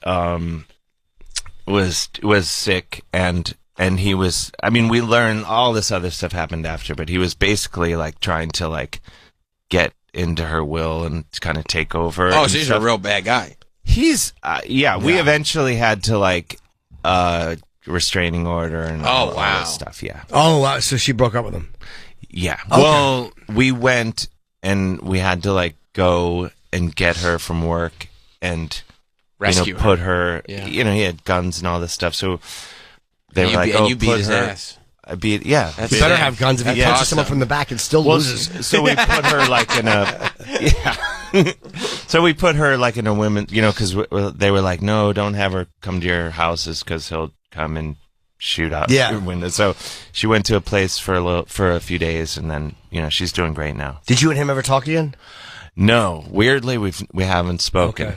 Not even over. I mean, I never. But you never saw each other again. No, I've never seen him. He knows again. He'll keep his distance. Oh. He wants to get destroyed again. This is. And I hope no one is offended by this. But I only mean this as a descriptive thing, but just to give you just fill in some. I feel like this is one of many things. He paid $1,000 for Nickelback tickets, and I feel like you can fill in so much information based. So what you get everything else. The sign of an ass. Yeah, I mean, I'm not saying don't like. This is not an anti-Nickelback statement, but I'm saying don't pay $1,000. It's indicative of a lot of other problems. Yeah, $1,000 for Nickelback tickets. $1,000 for many other bands, sure, but Nickelback again. Great guys, I have no doubt. I'm sure, but that's one of those things it was the funniest thing. Last night we went to a Nickelback concert. Yeah, that's 75 to 100 max. Yeah, and to be like, we did it because wouldn't it be funny if? Right. Not like, I'm going to pay $1,000 to go to my dream show. Oh, really? Who? It's Chad Kroeger, Nickelback? Yeah, again, I don't want to, I understand. I don't bring it up to take any shots at Nickelback. They seem like they're good guys. They're nice guys, and they're a fine band. But anyone who spends $1,000 to see them as an absolute asshole. Yeah, you're like, okay, I know what kind of car this guy drives. Yeah. I know all sorts. They're does he lose his mind when Photograph comes on? He's like, oh yes, I was fucking hoping. I'm sure he's some blubbering mess when that's on. Yeah. Now, did being in those jails have any influence on your decision or desire to fight? Because you could have gone to jail for assault. No, meaning, did you see these guys who their whole life is now survival of the fittest kind of, where they have to fight, and you're like, how do I live my life so differently and like meekly compared to them, which we all do compared to prisoners? Yeah. Did that have any influence on it? Any influence on my life in general? You're going, I'm going to fucking fight. Fuck this guy. No, I think it was just probably the copious amounts of alcohol I'd had helped. I think without it, maybe I wouldn't have. But no, he was just this guy. He is abusive to everybody, and I was like, this fucker needs to be taken out. Yeah, sometimes somebody just needs a good slap. Yeah, if they're an asshole. By the way, Mexican prison, this is why you were so crazy to go there. Because of the kidnapping threat. For ransom. I mean, there's just, I don't know why I have to explain why people kidnap. If you didn't get it. Them. Yeah. No, it was pretty intense. While my friend Bob, he got an apartment because in Mexican prison, it's not like in America where they're like, oh, you're getting out in 6 months, 3 weeks. They just tap you on your shoulder and they're like, hey, you're out. So these, 22-year-old guys would be in this whole other town, nowhere near their family. So he got an apartment and with a bunch of rooms, and he instead of he's a priest, instead of the rectory, he'd have these guys have a place to stay. And so I stayed there, and one night we're there, and this one guy had to move out because he was having parties and he stole money and all this stuff. And so like one inmate, the former inmate that was there, gets a phone call and he's freaking out. I'm like, what's going on? And Bob's like, oh, like the other guy says, he bought beer and he owes him like the equivalent of like $25, and if he doesn't get it, he's gonna come over tomorrow and murder everybody. And then I'm like, I'm staying here, and and then he also he's like, I'm gonna trash the apartment and I'm gonna steal Bob's car, and I was like, that seems it's fine, whatever. You already killed everyone. Do what you want. Yeah. Like mess up the apartment. I'm not worried about that. I'm gonna kill everyone and then break the vase. Yeah. I'm gonna say how poorly decorated the place is, But so I was like, I'll give you the $25. And Bob's like, no, it's just going to show him that this tactic works. And I was like, I think it does. It's It's effective. Yeah. And so yeah, there was like, we spent like 24 hours where this guy, I was like, he's going to, and then I was like, oh, well, if you don't have $25, I'm sure he doesn't have a gun to kill us anyway. And Bob's like, this is Mexico. He'll use a machete. And I was like, oh, man. So there was a tense 24 hours. And how long did you stay there? I was there like a week, maybe. Okay.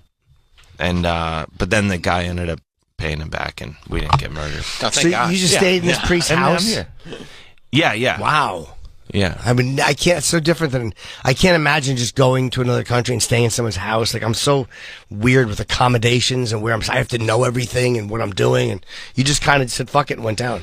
Yeah. I mean, I'm just used to, I think probably from touring in bands where you're like sleeping. And, right.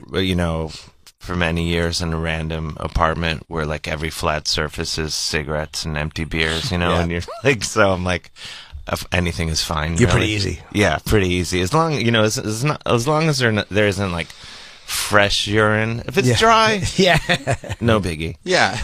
Did you go out and see the city at all where you were, or was it dangerous at night? Did they tell you to be careful in certain areas? No, we went. Yeah, we saw everything. It was great, beautiful.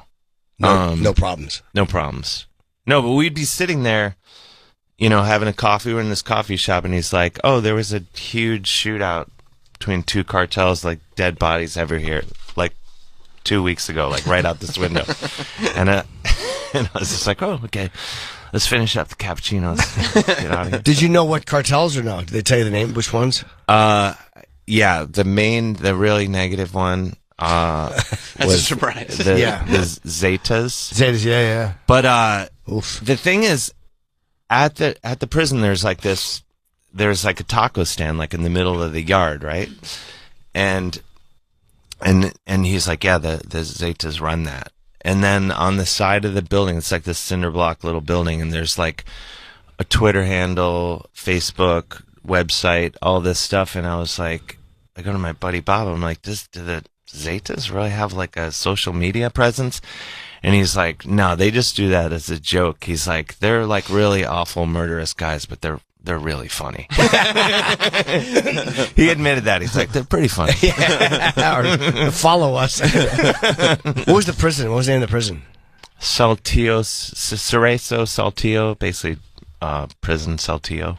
It's something men's prison Saltillo. But there's no guards in there.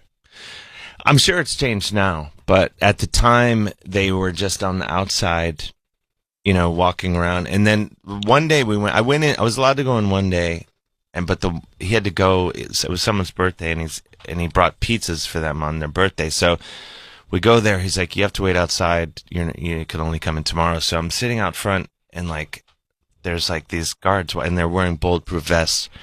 I'm just kind of watching, and they have rifles and stuff. And they're walking around, and then probably like 50 yards in front of me, there's this highway, and cars are speeding by, like in like the the federales or whatever, are like in trucks with guns and stuff. It's speeding by, and so my buddy Bob comes out, and I'm like, hey, Bob, why are the guards on the outside wearing bulletproof vests? Like, what? That's weird. And he's like, oh, you see that highway over there? And I'm like, yeah. He's like, people drive by and they shoot people in front of the prison. And I was like, Bob, I've been sitting in front of this prison for 20 minutes. And he's like, yeah, but I don't know. It's a Saturday. I don't think it would happen on a Saturday. So I'm like, aren't you worried, like, being down here? And he's like, do you worry when it's sunny in the morning? Do you worry it's going to rain later? I'm like, no. And he's like, that's kind of how you have to be down here. I guess, but if someone's driving by on the highway throwing clouds, you probably should start thinking about the fucking rain. Bob has a really a fucking laissez-faire attitude. Hey, man, stay present. It's amazing. He's a badass. You can look up this story. Look, Robert Coogan, New York Times. It's an amazing Is he still story. living? Yeah. He's probably, late 60s. Oh, right okay. Now, mid 60s. And he's still down there. He's probably had some interesting, and he obviously speaks English because you speak Yeah, English. he's from Brooklyn. Oh, okay. Yeah. That's awesome. Yeah. It's really one of the most amazing. Even people violent I've drug ever known. cartels fear God. Oh, Yeah, I see. there it is. That's him. Yeah, he's just. Is that the prison? Yeah, that's it. He's just an amazing guy. That's so cool. Yeah. Did you, so was your first love music or hockey or comedy, or have you always just been this dude who kind of does? No, I think music, and I got into hockey, like, I think to, like, sort of, my grandfather was Canadian, so I think I just, like, really went with it to just try to, like, get in the will or whatever, just get on the good side, And then, and I played, played other sports, and then once I started playing guitar, like, the summer before 8th grade, and then I realized, I'm like, oh, I don't have to pretend to like anything ever again. I can just like what I like. So I quit the football team. Because you never actually liked Yeah. sports. I still love hockey. It's like a form of autism or something. I'm really good at it, and like I suck at every other sport. Like if you saw me, I'm weirdly bad at basketball, but I'm good at hockey. Like I played into my sophomore year of college, which is bragging, but like because I can't believe it either. Though that's my point. But like, yeah, once I started playing guitar, I was just all into that and playing in bands and stuff, and then. Just from talking on stage in between songs, I was like, this is more fun than playing these songs. And then I was like, I'm going to have to have these other dudes around. I'm going to have to carry all this equipment. But then the joke's on me because now I've since just introduced the equipment again. Yeah. So, like, it's more of a nightmare now because now I don't have anyone to help me when I'm, like, going through airports with, like, 2 guitars, a pedal board. No, it's a nightmare. Yeah. Do you? I did it all wrong. Yeah, it backfired. A lot of I always think it's funny when someone in a band, like we've pointed out, like when like Elvis never got laughs. Like he would always try to tell jokes and they would bomb in front of his audience. He would always do some little and the crowd would just be like.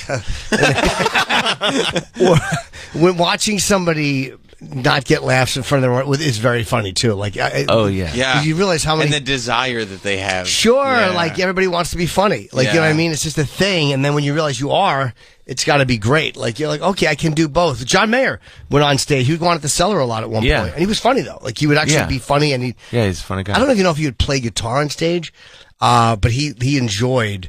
I guess being one of the best guitar players on earth isn't enough. I don't know about that. No, just kidding. I got to take him down a peg. No, he's really good. Yeah, but I don't. It is funny to me when it doesn't work. Like Glenn Campbell, there's a great live version of Highwayman he does, and he's just trying to be funny in the beginning of it. And he's like, he does that little thing with the guitar. Yeah. So there's a noise after, like the timing of a punchline. I love Glenn Campbell so much. Yeah, he's the greatest and ripping guitar player. Is he? I didn't know he was. Yeah, he was amazing. Like. He was still touring in the end when, Alzheimer's getting worse and worse. And there was this documentary and his son, the kids were talking about how, a couple of his kids were in his band. His son, he said the only positive thing about the Alzheimer's is he rips different solos every night. So I never know what's coming. And he's like, he's so amazing. He's like, it's the only good thing about it is just like, he just blows me. Instead of just playing the same thing, he's just like, plays whatever comes to mind. Yeah, but he was so good. They said that was one of the last things to go too. Was the way he played music. He was able to play guitar, play music for longer than he was able to do a lot of other shit. Didn't they have to get like teleprompters up to remind him of the lyrics and stuff? Yeah, like that? he would get cranky on stage. I think he canceled his last tour halfway through or whatever because he started getting very frustrated. I mean, it's happening and you're just fucking. It was a miserable documentary. It was really tough. I'm Not Gonna Miss You is such a great song. Oh my god! But it was very, very. He knocked it out in like 3 takes or whatever. Like he got that pretty quickly. I literally just got chills thinking about that song right now. Yeah, it's me so too. amazing. And just, I mean, everything, like, there's this, he put out this record where he did, like, covers of, like, all these other songs. You know, he covers, like, I think Foo Fighters, he covers, like, Guided by Voices, and, like, everything. You're like, oh, this is so much better. Like, those original versions are amazing, but everything he does is just, like, boom. Yeah. So great. Johnny Cash does that to songs, too. Like, if he covers a song, like, I like his version of Hurt much more than Nine Inch Nails' version. Oh, my God. Like, you're listening to the lyrics for the first time. Like, you're just like, whoa. Yeah. It's a whole other thing. Yeah, so you listen to stuff like... it's almost like he, like, read the lyrics instead of listened to the original song and figured out what the song actually meant and then reapplied it. You know what I mean? Yeah, it's incredible. And Rhinestone Cowboy, by the way, which these guys shit on me for, whenever I'm in turbulence, I don't care for it. That's one of my relaxation songs. Nice version of Rhinestone Cowboy, just kind of gets me through it. It's great. Dun, dun. You love Rhinestone Cowboy. Love it. Yeah. I mean, Galveston is probably but I don't know, anything on the Reunion album is just like, game over. I don't go deep with Glenn Campbell at all. I like a few songs. Mainly just Rhinestone Cowboy. I like that. I like Not Gonna Miss You, and I love his live version of A Highwayman. Listen, if you're going for a drive or whatever, listen to their Reunion album and just stick with it. And you'll just be a blubbering mess. Really? Yeah. Yeah, I will. I like Glenn Campbell. Did he ever have a show? All those guys have variety shows in the 70s. Oh, he did? Okay. Yeah, he's like standing up in the middle of the crowd and just be like, Wichita lineman, here we go. Yeah, amazing. Yeah, all those guys they gave TV shows to. Yeah, like in the 70s. Johnny Cash had his own show at one point, and all these. Now it's impossible. We need to get back to that, I think. Give him musicianship. Yeah, but it wouldn't be I don't know who it would be even, but like... Yeah. It was amazing. Like, just standing up, they're wearing, like, some suit. Like, you're like, where'd you even get that? You know? It'd be different now. It'd be like, you know, here's the Chapel Roan Hour. And it's like, you know, it's not quite... It's the pacing is what made those shows so good. Sure. Because there wasn't this, like, we need to grab them, and we need to grab them now. It's like, you know, you really going to change the channel? I don't think so. Oh, yeah, you can't... Yeah, so you can just kind of slowly get into what you're doing. That's what I miss about... Well, I'm a huge fan of... Dick Cavett show, and I just love watching those old episodes where it's just like there's this 30-second pause while the guest is just gathering his thoughts. Mm-hmm. It's like, well, what are you going to do? None of that dumb fucking fake laughing. You walk in a taxi cab, they're showing you like late night clips, all this fucking wild, you know, antics, and it just stinks. And he would talk to Marlon Brando, and you're right, Brando would just sit there and just debate what he wanted to say, and it was quiet, but you couldn't turn it off. Yeah. But it was also like, are you really going to get off the couch? Right. Change the channel to one of the other two channels that you get, thinking there might be something better? No, you're probably just going to stay right there. Yeah. Yeah. Dick Cavett, Mike Douglas were my favorites. They were fucking great shows. They're amazing. And you know, there's the range of guests. Like Dick Cavett would have like a senator, Sly Stone, like high out of his mind. Yeah. Like just sitting right next to each other. Yeah. Truman Capote. You know, stuff that no one would do now. Yeah, and he wouldn't. I remember he had John and Lennon and Yoko on one that time, and he's doing his monologue before, and he was just doing this awful bit. Like it was so funny. Like he just kind of didn't give a fuck. Like he was really casual. Like before casual was kind of cool. That was just how he was. Yeah. Mm-hmm. And he would let things bomb, and he was just like fixing his tie or doing some bit where he was going to raffle off my tie. You know, he never oversold anything, and I was just like, he's got the two biggest stars in the world at that point. You know, Lennon and Yoko waiting, and he just didn't give a fuck. His monologue was kind of shit in the bed, and I was like, this is great. Yeah. He's amazing. I'm friends with him. He's amazing. He's going to turn 88 next month, and he's still completely hilarious. That's awesome. And just the most amazing stories of every one of these people, you know. He knew everyone. Pryor, Eddie Murray, like he interviewed everybody. I love that level of confidence. Ali. Because that's what it is, right? That it's like it can bomb or cannot bomb. Like I know exactly who I am. I know exactly what I'm doing, and that's exactly what I'm going to do. And I'm not going to, it's like it's an unshakability. Yeah. Yeah. Didn't Carson like him too? Like, wouldn't he try to get a show going, and it just, he was never able to get one that could compete with Carson. But Johnny liked him, I think. Yeah, he did. Yeah, they were on good terms, and but he had various iterations. There was the ABC show, CBS, I think, and then he was on USA at one point, and there's a lot of iterations. But I'm going to give you a list of questions for Dick Cavett that I would like to have him answer. Let's call him right now. Let's call him up. I love Dick Cavett. Do you tell your stories when you're friends with Dick Cavett? do you bother telling him stories? Oh yeah, this thing happened to me, or is it just like I'm gonna just sit down and listen? Yeah. It's a bit of both. Like, we're friends enough where I would do that, but there's always a part of me that's like, oh, holy fucking shit! I can't believe I'm like, this is beyond name dropping, but I've, Sure. My girlfriend and I have like stayed at their house and stuff, and I'm just like, oh, wow, this is insane. We got to get out of here. Yeah. It's so fun when that never goes away. You know what I mean? Like, there are certain people, like, you could be like, I'm sure your relationship with Ozzy, like, there's no conversation where in the back of your head somewhere you're not going, holy fucking shit. Oh my God, Ozzy. yeah. I've never stayed at his house. You'd like to? I would like that. Would you mind staying up here? Sharon's away. I'm nervous. Yeah, sure. I'll do you. Sure, Ozzy. I'll stay next to you. Yeah. Yeah, that's got to be good. Dick Cavett. And a guy like that with such amazing... Wasn't he with Marlon Brando when he punched that paparazzi? They were like down in Chinatown, and a paparazzi came up to him, took his picture or said something. Yeah. And he's like, I'm sorry, what did you say? And the guy leaned in and said it again, and he just popped him. Yeah. And this was a time when, like, you could just do that. He broke his jaw, and I think he broke his jaw. That guy was a really famous photographer, and the guy sued him. And I think at that time, Brando had to pay like $50,000 or whatever, and he goes, it's the best $50,000 I ever spent. Like, he was very happy that he did it. He said it felt good, and he just... Amazing. Yeah. Dick Cavett was there. He had a lot of, what a great life. And we'll just be sitting there, and he'll just like mention someone like historical figures, and like... And it's just like, oh, this is just your life, like that you. Yeah, I went to dinner with him. Yeah, he was like, oh, I was talking to G. Gordon Liddy, and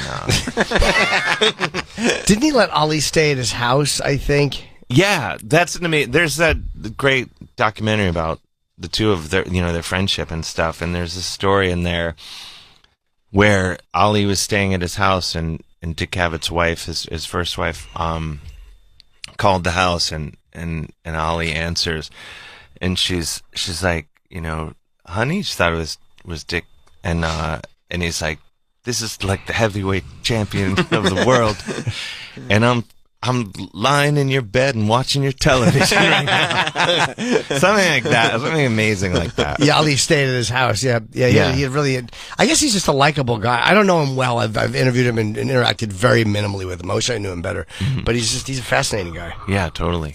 Carson was supposedly a prick. Like, everyone who knew Johnny said he was a very difficult guy to be around. Not warm at all. Just, the type of guy that could fucking shut the door in Joan Rivers' face and never care about her again. Oh, yeah. That's insane. That's why I was kind of always wondered why he did that to Joan Rivers, but he never did that to Dick Cavett. Well, that's why I mentioned, maybe because Cavett's... My only guess would be he didn't feel responsible for Cavett's success completely like he did with Joan, and maybe he didn't see Cavett as a threat. I don't know. I mean, I don't know. But it seems like most... to be like a guy like that, Johnny Carson, like guys like that, like very few don't end up being insane weirdos. Yeah. Like I always say to Dick Cavett, I'm like, how did you manage to not be completely insane? Just not that he would, had that big of a show, but just to be like. I mean, he's an icon, and there is something about that. Like, I don't know. There's just such a competitiveness, and the show is so based around you. Mm-hmm. You do kind of have to convince yourself that no, I'm worth the entire country watching me and listening to what I have to say. There is something crazy about that. Yeah, but then isn't it so like when you think about like you get everything and you get just the greatest. You've gone to as high as you can go. You have all this money, and it's like, oh, you're still fucking. Yeah, life sucks. You're still miserable. 100%. You're still competitive. Yeah, I would think like if you get to do it for one day, you're like, ultimately, I did it. Like you would think P. Diddy, not to go fully down that road. You think like, oh, things have gone pretty well. I don't think I'll film I don't think I'll enslave and drug a bunch of people. I probably shouldn't do that. Maybe I should. Let's just grab a nice dinner. Right. But you could have just went to Morton's and got a fucking giant steak. But instead, it's like leave a nice tip. Just like I don't know. I should do some really fucked up shit and video it all and jerk off. It's probably your bar. I guess like when you get to a point, like if you're an addict or if you're like that person out, the bar is so high for where you can feel anything that feels like a high. It's like your bar becomes set higher and higher and higher as to what you got to do to feel anything, and you wind up doing a lot of crazy shit. As opposed to just going like, maybe I don't need to get the most extreme high. Maybe I just do need to like enjoy my evening and have a nice restful sleep. I don't know. Like I could just eat like Doritos, and I'm like, right, I'm good. This is insane. You don't have like I have a bag of Doritos like every 6 months, and I'm like, I'm flying high. I don't need to make any weird videos. Cool Ranch. Bunch of baby oil on my dick. Yeah. Oh my god. You don't have a sex room? Because P. Diddy had a sex room. I do. I have like a. Yeah, you have 1,000 garbage bags ready to be laid out. Any room can be a sex room if you've just left alone for 5 minutes. That's true.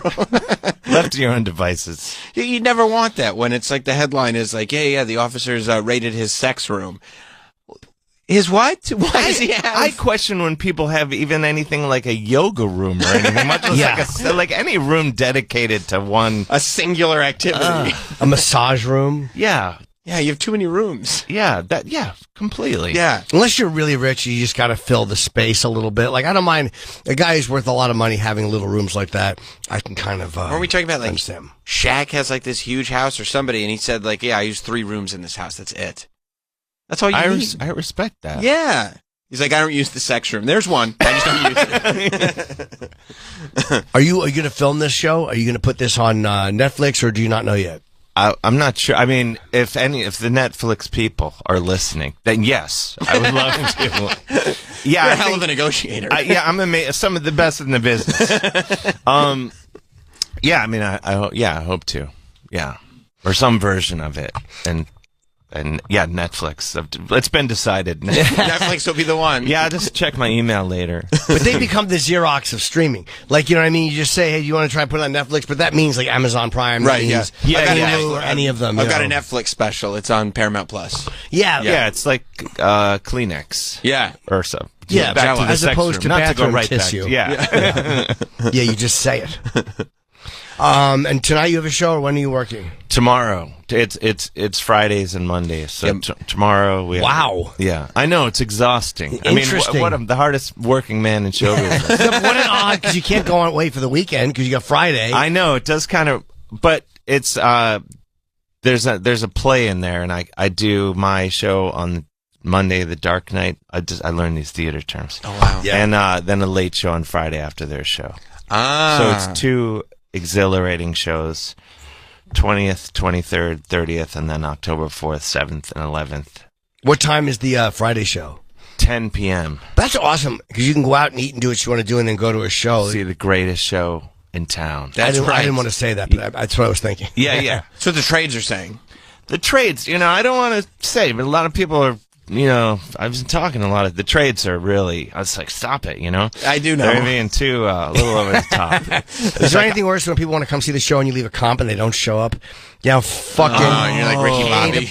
I've done plenty of shows where I'm like, no industry comp, 0. Not that they want to come, but my manager would always, he's such a fucking. Your manager's like, well, I don't think it'll be an issue. No, but he's like, no, we got to leave for this one now. I'm like, 0. Because they don't show up. Right. And you got empty seats, and you'll be a fucking idiot. You know what I hate worse? This is when friends will be like, "Hey, dinner running late.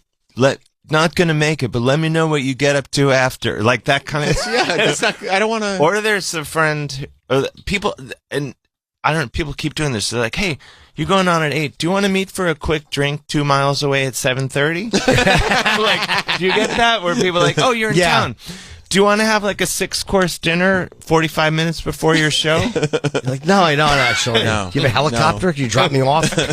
Yeah, they don't understand. Like, I'm doing this gig in South Jersey in Millville, and it's supposed to be like a weird place. I've never been there. Beautiful this time of year. Yeah, I've heard like it's nice kind of in the fall, but once the winter comes, it's fucking forget it. Get out. It's Camden like cesspool.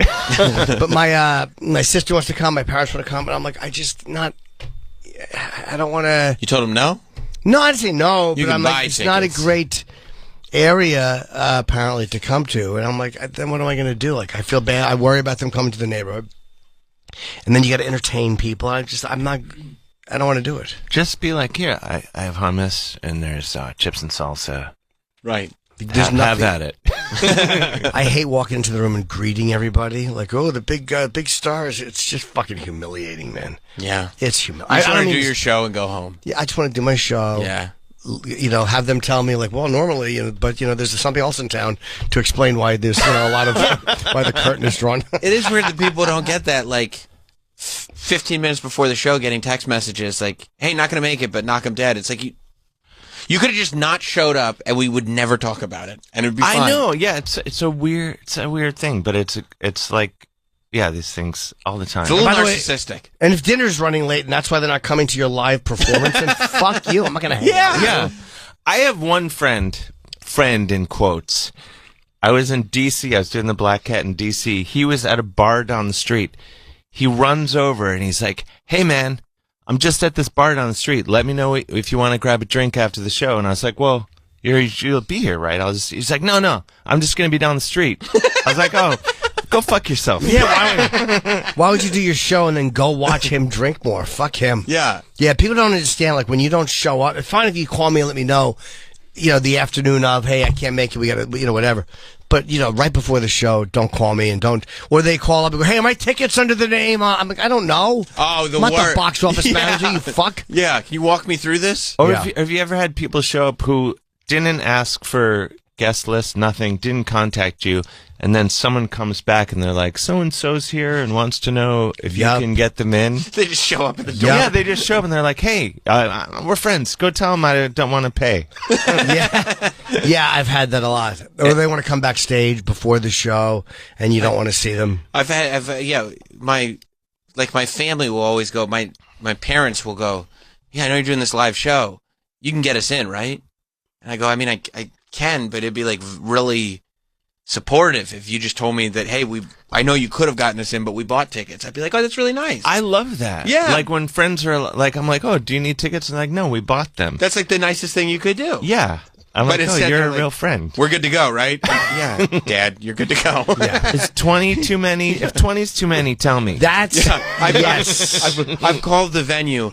I hooked you up with the $15 ticket. You're good to go. Yeah, I've offered the local baseball team tickets to your show, and I'm like, no. Yeah. I don't mind getting it for family, of course. I wouldn't. I actually wouldn't. You don't mind. I wouldn't want my parents paid. I would feel weird. No, my sisters always all my siblings like. I'm always like, "How many tickets do you need?" They're like, "Oh, we bought them." They buy them like the day they go on sale. Like, and I'm like, "No, come on." Yeah, let me. We're family. You can't pay. And they're like, "No, we wanted to." They're always the first ones to buy the tickets. Yeah, there's some people that will come and I'm like, "Could you please just let me know and don't pay for tickets?" Like, I don't want you paying for tickets. Like, you know what I mean? Like I don't.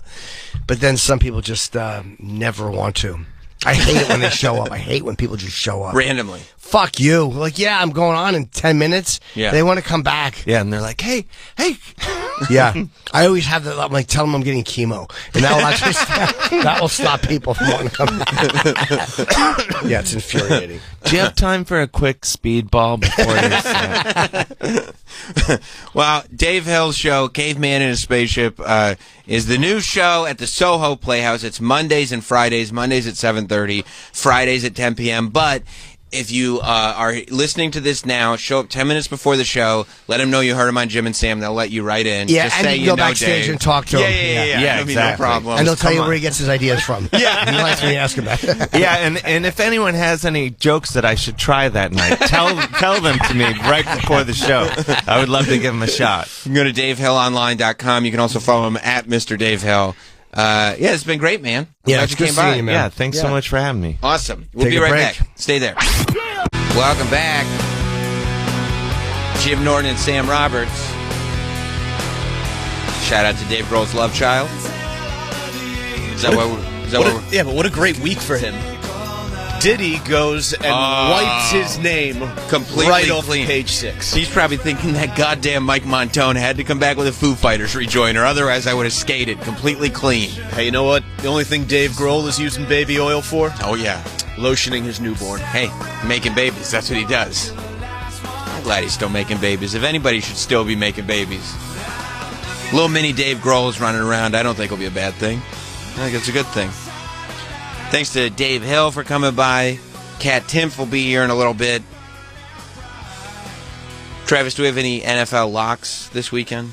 Any locks? Chris Stanley? We got a lock. Well, I figured you'd welcome us all into lockdown.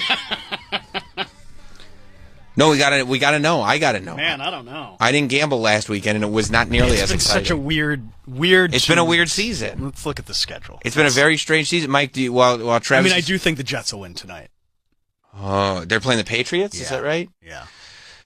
I would say, in my limited expertise, Go ahead. which feels like an oxymoron, I would think the Jets would be the bet too. Oh, I'm gonna have to put a Hamilton on the Jets. A whole Hamilton Oh yeah, maybe a couple of them. on the money line. Yeah. I'm not. I haven't graduated to the spread yet. Money line's minus 278. You're gonna make pennies on the dollar. But make. I mean, I guess. Hey, I don't know if I would. that's what I tell my old risk lady. $10 As to long win as we're 3. making, we're making. Does it tell her at night? Oh yeah. Okay, so we're looking. I think that'll be a good low I scoring. like playing the odds. Yeah, I like, okay. I mean, yeah. playing the odds. You know, Sure. Mm-hmm. that's what my uncle used to say at the poker games. If we all play nice, we can all win a little. And then you know what my mom would do? She'd show up. It was my dad's family too. She'd sit down at the table and take every Robert's money. Oh, My mom was. She was a shark? Shark. Oh my God. good for her. She'd just show up and make all of my dad's siblings go back to their spouses and explain why there was no grocery money this week. Bologna sandwiches. Oh, it's bologna sandwiches again. Mrs. R took it all. Mike, do we have any locks? I'm not a big gambling guy. What the hell is your problem? It's just the funnest thing. It's just something I never got into. It's Yeah, awesome. Mike, how do you enjoy football? What are you, crazy? It's the Without best. gambling or fantasy. How can you possibly enjoy What's the left? sport? This wonderfully exciting, complex game. What? Yeah. What are you talking about? They don't all just run around waiting for the ball? Yeah. Yeah. You're crazy. What are you looking? You're looking for an upset, Sam? No, I'm just wanting to make. I don't need an upset. Well, what are the spreads, Travis? You get the All right, point yeah, I'll spreads tell you up? the spreads. Oh yeah. Because the games that look like teams that are just going to pummel other teams, like you get the Bills playing the Jags. Right. So that's what are they at right now? 5. And they're playing in Buffalo. Like, that feels good. That Yeah. feels good. Yeah. You win by 2 field goals or a touchdown. Sure. Yeah. Washington at the Bengals. Bengals are going to kill Washington. That feels pretty. What's the spread there? It's got to be 40. Yeah, I mean, 'cause a Tiger would beat that's my thinking. a Commander. What are you, Lisa Simpson? No, I mean Washington barely. 7.5. Yeah. So Washington barely beat the Giants. They barely, and the Giants are just shit. They beat the Giants because the Giants didn't have a kicker. Yeah, that's true. They barely have a quarterback. The Giants were without an essential position for the game of football. Well, they figured they had it. Yeah, I mean, look, the fact that the Washington squeaked by the Giants without a kicker leads me to believe that Washington is not going to have the year of all years this year. I could see Arizona upsetting Detroit Okay. at home. Okay. I think they're better than people give them credit for. I don't Who's know if Kansas I'm alone City in that, playing? Mike, but you know. No, I don't disagree. They looked. I like Kyler Murray. That offense looks They've crisp. got a good offense. Yeah. All right. What was your question? But do you think Dan Campbell lets his guys lose twice in a row? He's a wild card. Who's Kansas City I playing? do respect him for taking the blame at the press conference, though. For that, Yeah? Who's Kansas City playing? They're playing the Atlanta. Falcons. The Oh, okay. Atlanta Falcons. Yeah, I feel like the referees will make sure Kansas City wins that one. Definitely. And that's the Sunday night game too. So That is the Sunday night game. Mm-hmm. Oh, that's America's game's in the afternoon. yeah, Tom Brady does America's. I think game. America's game this week is going to be. Is it Baltimore Dallas? America's game of the week. Yeah, Yeah, I feel like that would be the one that they're sending the A team to. Baltimore's going to beat Dallas. God, I hope so. Yeah, they got to. I can't start Owen. I know you're a Cowboys fan, but Baltimore's got. I think it'll be a really good game. I am not bullish on the Cowboys. If Yeah. you read the NFL email that I send to you on Wednesday nights, I love that email. I'm not bullish on them right now due to their inability to run the ball or stop the run. Again, Those two are two really essential essential elements of the game of football. You become very predictable when you're unable to run the ball. Yeah, and People know what's coming. And Baltimore is very competitive the last 2 weeks. Yeah, Yeah, I think they could beat Dallas. Sure, They should beat. Is that our next game or their next game? Yes, this weekend. I think Baltimore should beat Dallas. I'm very interested in the New Orleans Philly game because I think we're going to find out a lot about how good both of those teams are. Yeah, and Philly should have a lot of fire under them since they fucked it up on Monday. Yeah, but if you believe the Twitter rumors, when things start to go south for Philly, apparently their locker room gets a little dicey. Because they're negative Philly guys. Yeah, apparently having an enforcer on the sideline who helps beat people up is not conducive to a healthy work environment. Oh, so you're saying that only 2 weeks in. It would be very early for that to be going on, but the spiral could begin. And they didn't play wonderfully against Green Bay. Like Green Bay shot themselves in the foot on a couple of drives early in that game. Which if they had gotten touchdowns out of it, they would have wound up winning by a couple scores. Yeah. So Philly didn't necessarily beat them as much as Green Bay contributed to beating themselves. Sometimes we craft our own demise. Yeah, we sure do. Wow, we're our own worst enemy. Yeah, out there on the field of iron. The field of iron? Yeah. I don't know that I've heard that before. No, good. Yeah, Cowboys are going to lose to Baltimore. I think Cowboys are going to lose to Baltimore. Historically, this group does play well coming off of a loss. Last year, I think they ran into... But Baltimore's been playing well, too. I mean, they've been losing, but... Yeah, I mean, they lost close to... they lost at home to Las Vegas. They lost real close to Kansas City. Yeah. So, I don't know. We'll see. Hello. But we welcome our next guest. Kat Timpf is here. Hi, Kat. Her new book is out, I Used to Like You Until. How Binary Thinking Divides Us. It's out now. Book number 2. This feels like it's a quick turnaround for a second book. Yeah, it is. You do a lot of writing. I love to write. You do? Yes. Yeah. Yeah, it's a quick turnaround, but this book's better. It is. It is. It's a lot better. It is. It's got a lot, more stories in it and all that. But I also think it's so important and desperately needed right now. Right. With everything so hyper polarized, and I obviously live the life of that, being independent and then also working at Fox News. I get it from both sides all the time. Yeah. And it's crazy to watch. I mean, this book's basically a guide for how to connect with other people who might have written you off. How was Trump last night? It was fun. It was actually really, really fun. On Gutfeld. I mean, he was on Gutfeld, but it was weird seeing him in person. You know what I don't know. I've never been in the same room with someone that fit. Who's more famous than him? Right now? Honestly, on Earth, no one. On Earth, no one. No. Him and Putin are probably like that level of, the most famous guys alive. Yeah. Right. It's like, you live in my TV. What are you doing here? Right. It was so weird. And we talk about you every day. Every day. Yeah. And the weird thing is, it's like, I've criticized him a lot. I criticize him in my book. Right. I criticize him on the show. But he was very nice to me, which I thought, I wasn't sure how that was going to go, because everybody else who was on the show, obviously, I don't think does criticize him ever. And I don't criticize him on everything. I'm also not. Sure. Which is that's what this book's about, right? Is I have nowhere, you have to be one or the other. You have to literally hate everything he's ever said or done and think he's going to destroy the whole world and he's the biggest problem in the whole world. Or you have to think he's never made a mistake and anything that goes wrong is everyone else's fault but his. Yeah, that's how you get screwed over. Like all the Fox News people, that are hardcores, when you criticize him at all, like, what the fuck is your problem? Oh, yeah. But then when you don't, you're like, oh, that was a good move. Everybody else is like, oh, you're one of those. Literally, yes, exactly. When did you find out he was going to be on? 2 days before. It was really wow. Yes, it was really, and I didn't believe it because there'd been a few times he's going to be on. I was like, okay. So I was like, I'll believe it when I see it. And then I saw it. So where did you meet him? Before the show? It happened, he came into the green room? Yeah, in the green room. So he was in the green room, and then we went into the green room, and I was like, hey. I think I said, hey. Hey. It was nervous. I mean, sure. I was like, hey, I don't even remember. I think I blacked out. He's a larger than life guy. Absolutely. Yeah, he is. I mean, and he's funny, right? Yeah. That's how I know something's really wrong with somebody if they won't admit that he's funny. Yes. Yeah. I'm like, you can hate him so much. But you've never laughed at anything. But you've never laughed at anything he said. His timing is really good. Yeah. It's very funny. Yeah. But I don't even remember what he said to me. It was just, and I think Greg started pointing at my belly for some reason to be like, she's pregnant. I don't think he noticed, but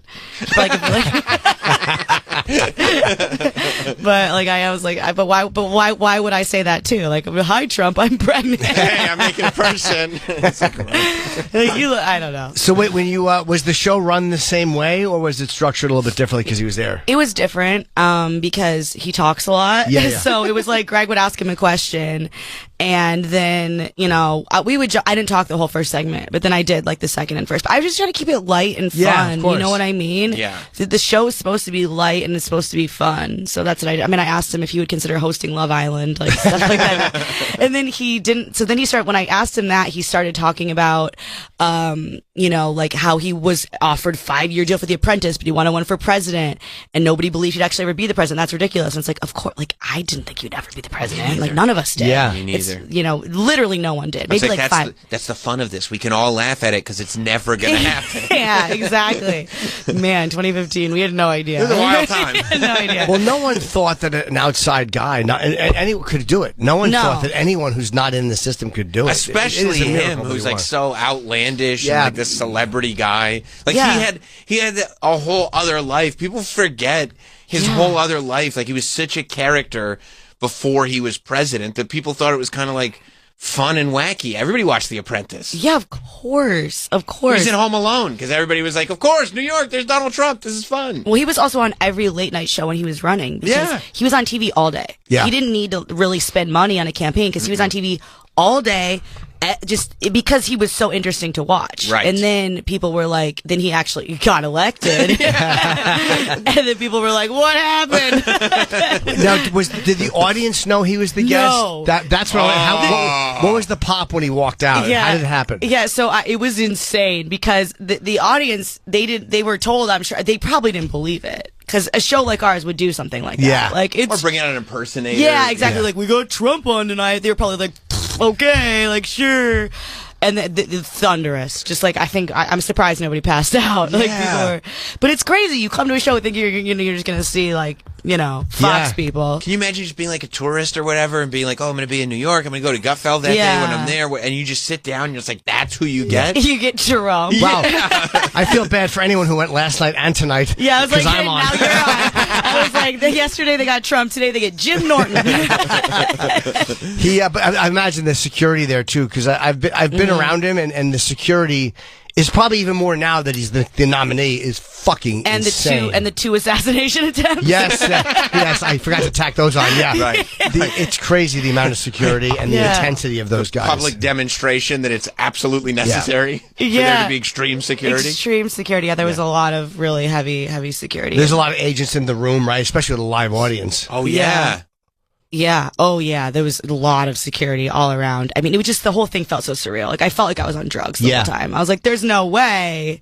There's no way. Who were you sitting next to? Because you were, the seats where Trump sits where Tyrus normally sits, and Tyrus was sitting there next to him. Yeah, and then I sat next to Greg on the other side, and then Emily Campagno was on the other side of me. Did you watch it back after just to be like, was this real? Did this happen? Yeah, I mean, I watched some of it, and I'm just like, this is so insane. You took a photo, didn't you? Of course I did. Yeah. Of course I took a photo. And I also FaceTimed my husband, Cam, and I was like, hey, Cam, say hi. And then Trump told him he was good looking. Trump knows how to win a person over. One-on-one, there's no one better. Yeah. Right. He was like, oh, very good looking guy. And like, my husband is good looking. He is handsome. I didn't marry an uggo. He's actually very conventionally attractive, which is wasn't my type before, but yeah. Yeah. But that's also very like smart on Trump's part because you are going to like him more for saying your husband is an attractive guy. Like, it's like, yeah, I'm attracted to him too. What a great guy. I also think he's attractive. Yeah. Where he was extremely likable, which is not shocking. Right. That's not a shocking thing, but it's also just like, he just had like resting smile face. He was having a good time. Yeah. He was really happy. He's like, well, he's it was weird. It was weird. Yeah. It's one of those things too, when you meet somebody who you've only seen on television, whoever it is, you're like, oh, they're different than I thought they would be. Like, it's hard not to like this person because they're nice to you one-on-one. And they're a real human being. Yeah, they're People a person. always it's not this like image that you've created or the sound bites or whatever you're mad about. It's like, oh, you're a person that I'm interacting with now. Yeah, and that's also why I never want to be friends with a president, because I want to be able to just be like, because my view right now is like, I don't worship any of these people. Sure. That's what my whole book is about. And it's I think it's important. I think that my voice is valuable for that reason. So I don't want to become this person's friend.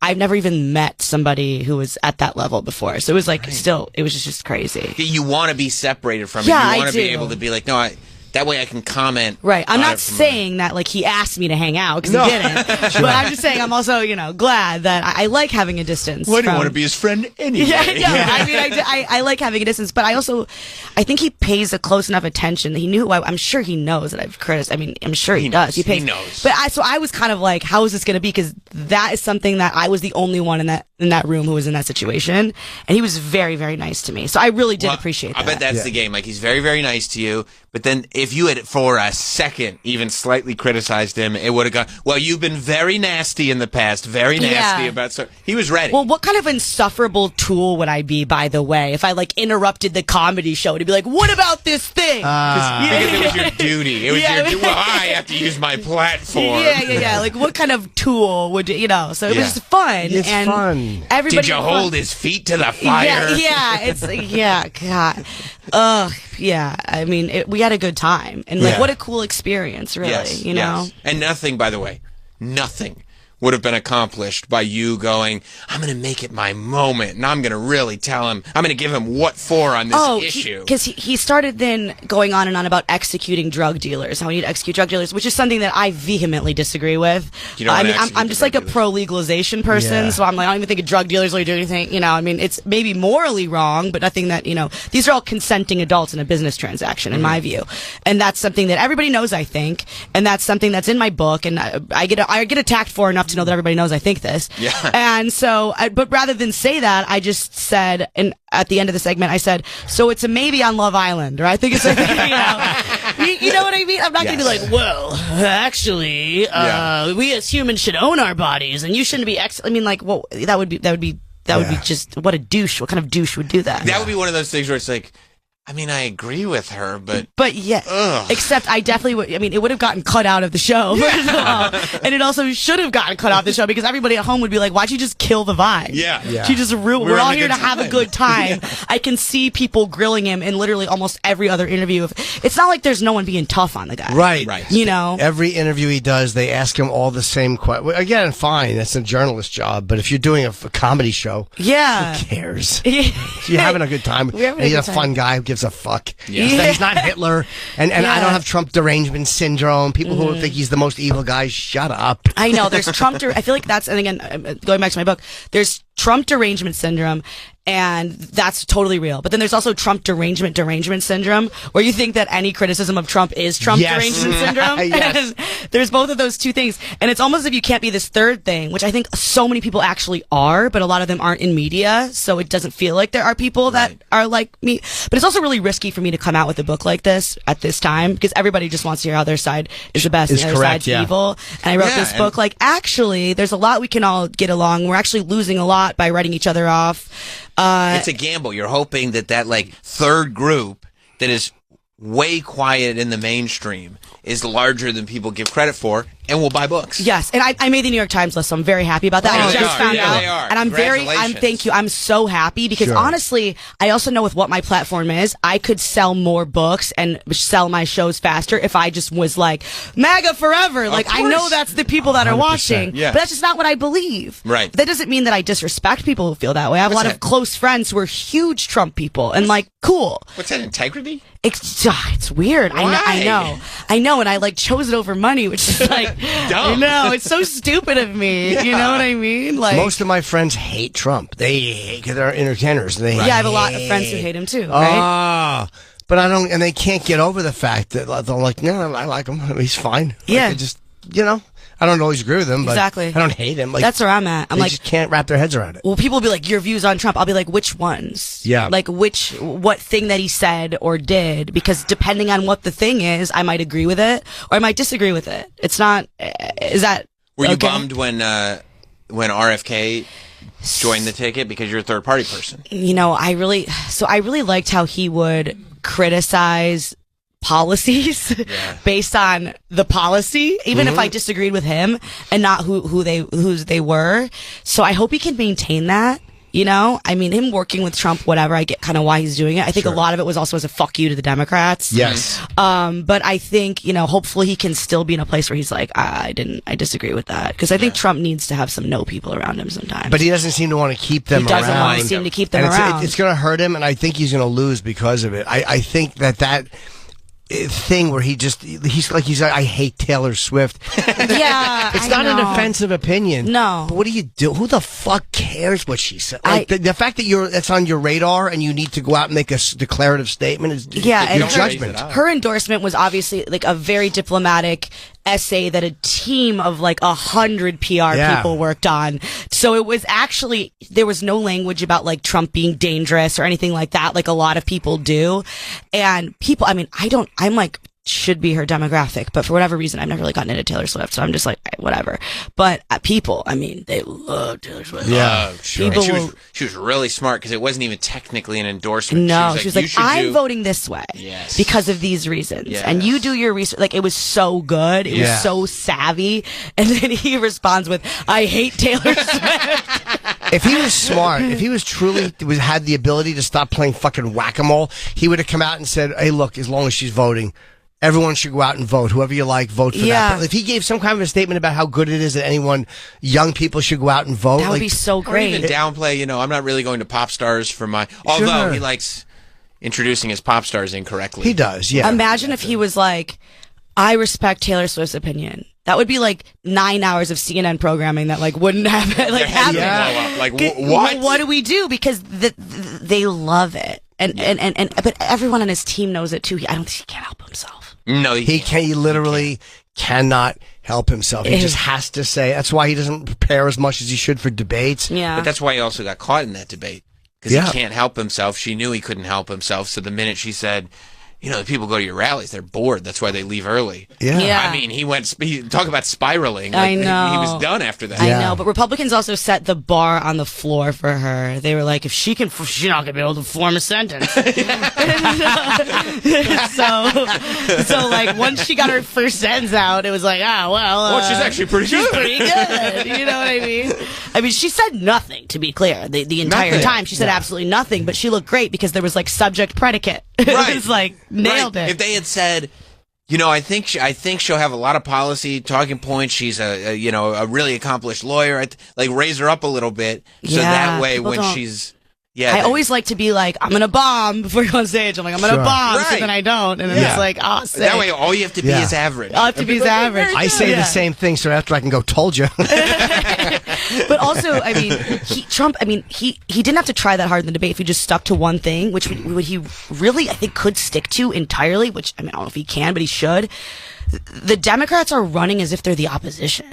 I mean, she's in the White House right now. Yes. I mean, she's in the administration right now. Right.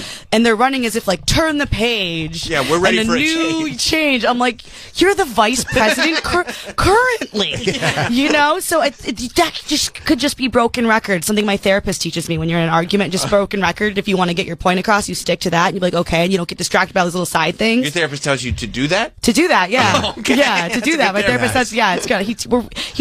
He's a skill-based guy, which I really like. We don't just sit around and talk about feelings. You know, I need to modify behavior. How do I win? I need help with behavior modification. Right. So that's great. Right. But you know, if broken record, though. Broken record, it can be helpful. I mean, if you just say, well, listen, again, that all sounds great. Why aren't you doing that now?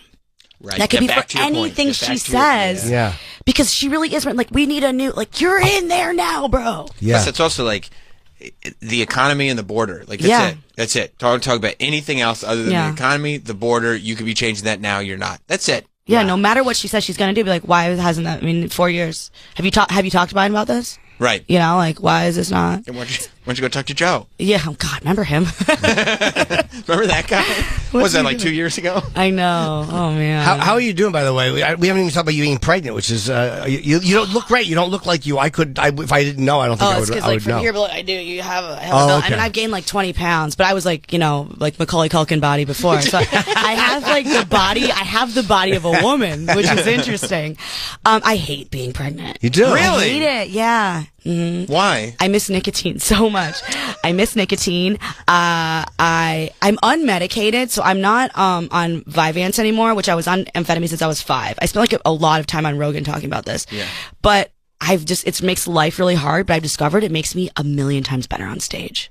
When you're not on it? Yeah. Why? I think it's because stage is the one place where a lack of impulse control is a huge bonus. Okay, yeah. I'm not thinking like, should I add this tag? I'm like, yeah, it's just go with it. It's already out of my mouth. So, I mean, I literally put on, I was on at my first communion on amphetamines, right? Like, that's how young that I was on these. So, I've never even considered going on. I can't. But then when your doctor tells you, like, it might not affect the baby, but it might. I'm like, okay, I'm going off of it. So then I have no choice. And I'm like, oh wow, I'm like really like good. Like I was like really good on stage all of a sudden. Like I was never bad. I was obviously enough to be touring, right, and doing well. But like I've been like way better. Are you thinking about staying off of it? I think, okay, man, I'm thinking about, I don't think I'm ever going to do it on stage, like when I'm touring again on stage. But then I'm like, man, am I going to have to, so maybe rarely or less. And are you going to have to stay off it for like feeding after the babies? Probably. Yeah. What downside is there to being off it? Like, what if you notice, like, fuck, I'm off of it, so this is happening and it shouldn't be Reading's happening? hard, writing's harder. Things if I'm not enjoying talking to you and I can't listen. Like, if it's really hard, like, I'll be like, fuck, like, what did that person just say? The person was just talking to me for 3 minutes and I have no idea what this person said. Like, I will just black out, whatever.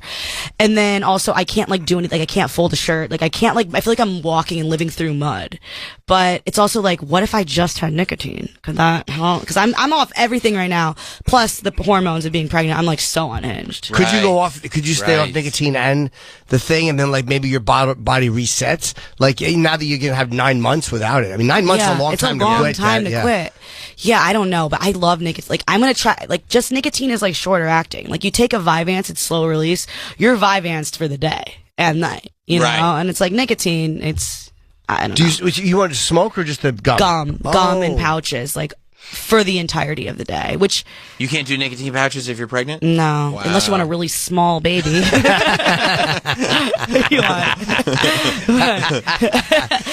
I didn't know you tried to chew the gum. I didn't know you were on the nicotine gum. Oh, all day.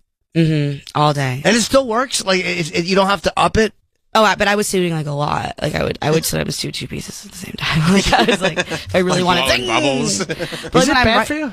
I mean, I feel like it's not good, but I don't think it's really much worse for you than coffee. I'm not a doctor, but like, they say those nicotine pouches are supposed to be not bad. Oh, pouch. I think you said patches wrong, and I didn't correct you. The pouch. No, I know exactly what you mean. Pouches, gum. I was vaping for like 8 years, but it was out of hand. Yeah, it's bad for your lungs, right? And also my voice, if you can't tell, is like a little raspy, just naturally, so I don't need to be inhaling shit, and that makes it, like, sometimes I would just lose my voice from a day of vaping, and I'm like, I talk for a job.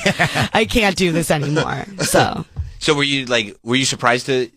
was the pregnancy a surprise? So I had a doctor tell me that I probably would take, if I took medication, if I took then that would bring me up to a 10% chance per month of getting pregnant. So yes. Whoa. So you did have to just quit everything kind of cold turkey. Yeah. I was just living my life. And then I don't know if you ever wake up in the morning, you're kind of like groggy, you know, it's going like when I wake up in the morning, it takes me a while to wake up. And I remember I woke up one morning and I was like, I feel like shit. I'm like, why? I worked today. Why did I drink so much last night? And then I was like, I didn't drink anything last night. Like, I didn't drink. I'm like, I don't feel good. So I took a test and there was like a really faint line. And I always thought that would be like this magical moment in my marriage. And I like woke up Cam, my husband, woke up Cam, and he was like, I don't really like see it. I don't see anything. And he like rolled back over. So then I wanted to go back to sleep. Yeah. So then I posted the test on Reddit. I was like, guys, am I crazy? And everyone on Reddit was like, no, you're pregnant. And I was like, Cam, everyone on Reddit says I'm pregnant. He was like, to Reddit? Reddit? I'm like, you went to Reddit? I'm like, well, because you don't even care. Like, I was like, you don't even care. Like, you know, obviously I was a complete monster. I also have a lot of women will go like, oh, well, then I'll take a second test. You were like, no. First test, I just go to Reddit. Yes. Let me ask these vicious autistics what they think. Well, I did take more tests, but then that was just like a cheap internet test, but I was confused because the first response test, which was supposed to be more sensitive, those were all negative. But that's because I was taking a supplement that can do that. which that was nowhere on the packaging. You know where I found out that information? Where? Reddit. Sometimes that's the only place you can find the truth. Yeah. You know, you can also go some weird places mentally. Like, you can also read some stuff you really shouldn't be reading for the sake of your mental and emotional health. That's right. But they did inform me of that. And then, you know, it's like, because I'm geriatric, I'm 35, I had to go to the doctor regularly to make sure my hormones were doubling every 2 days. Yeah. But I was also like, I was assuming, I was like, oh, the miscarriage, like, there's no way. Like, and then I was like, this baby's gonna be like so horrifically disabled that it's like, there's gonna be something, I'm gonna find out something's wrong. I never considered until even when Cam we were at dinner with Jim and Nikki and Dr. Drew and Susan, and I told Cam for dinner, I'm like, cause I was still like 9 weeks, like very early. I was like, Cam, you can't tell anyone I'm pregnant. Please don't tell anyone I'm pregnant. It's so early. We don't know. Like, we haven't had like testing done. We don't know. And you were like, Nikki started doing her thing about how like she wants a kid because you're gonna die. And then you were like, you just said to Cam, you were like, do you guys want kids? And Cam goes, Kat's pregnant right now. I'm like, I've never seen the beans spilled. I worry about you, Henry. I was like, and he'd had like 3 sips of a cocktail, so it wasn't even like a drunken thing. I was like, dude, we had a talk on the way home. Immediately, she was like, you're not supposed to tell anyone. Trying to pretend I didn't hear it. Yeah. But I mean, because I didn't consider that actually could be possible, that I could just have sex and then like there'd be a baby in my apartment from that. Like, yeah. I get that that's very normal. I get that's the most normal thing that you can do. Sure. Right, but like I've been having sex for years. Congrats on that. Thank you. Yeah, I know. Yeah, that's sick. But I mean, I took my birth control out, but I got pregnant. Like, I was told that I have issues. I got pregnant like 5 months after I took it out. But I'm like, the whole internet's like, you old disgusting blah blah blah. Oh, cool. Like, you've got 4 eggs left. Hurry up. Oh, that's cool. So I expected, like, and I don't want to say that 'cause I'm gonna be like insensitive to people who've gone through things, but I thought that I was. Yeah, of course. That's not. And then, insensitive. Yeah, and then I was like, how could this be? I'm so shriveled and disgusting that I'm lucky anybody wants to bang me at all. I've hit the wall, as they say. See, that's another thing you can learn about on Reddit. Right. Yeah. Right. If you're over 21, then you're starting to become disgusting. I thought that's what Don Lemon said. Yeah, that's true. He hates women. Yeah, I like really women. think he just hates women. He does. He hates them. And you talk about in the book. I have not read the book yet because we just got the PDF yesterday. I got it. You talk about dating a woman. Yes, I do. And is it one of those things that you were afraid of how they would react, or you didn't want to tell anybody? By the way, the way you phrase that sounds like you're dating a woman right now. No, not right now. No.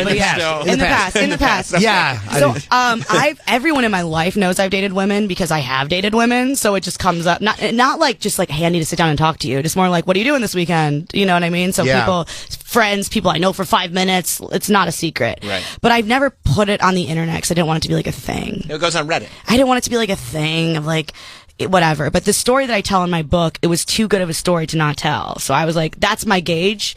Believe it or not, I don't just indiscriminately overshare in my books. In life, I do, but in books, you have to make the decision over and over again. And edits like, yes, I want to share this. Right.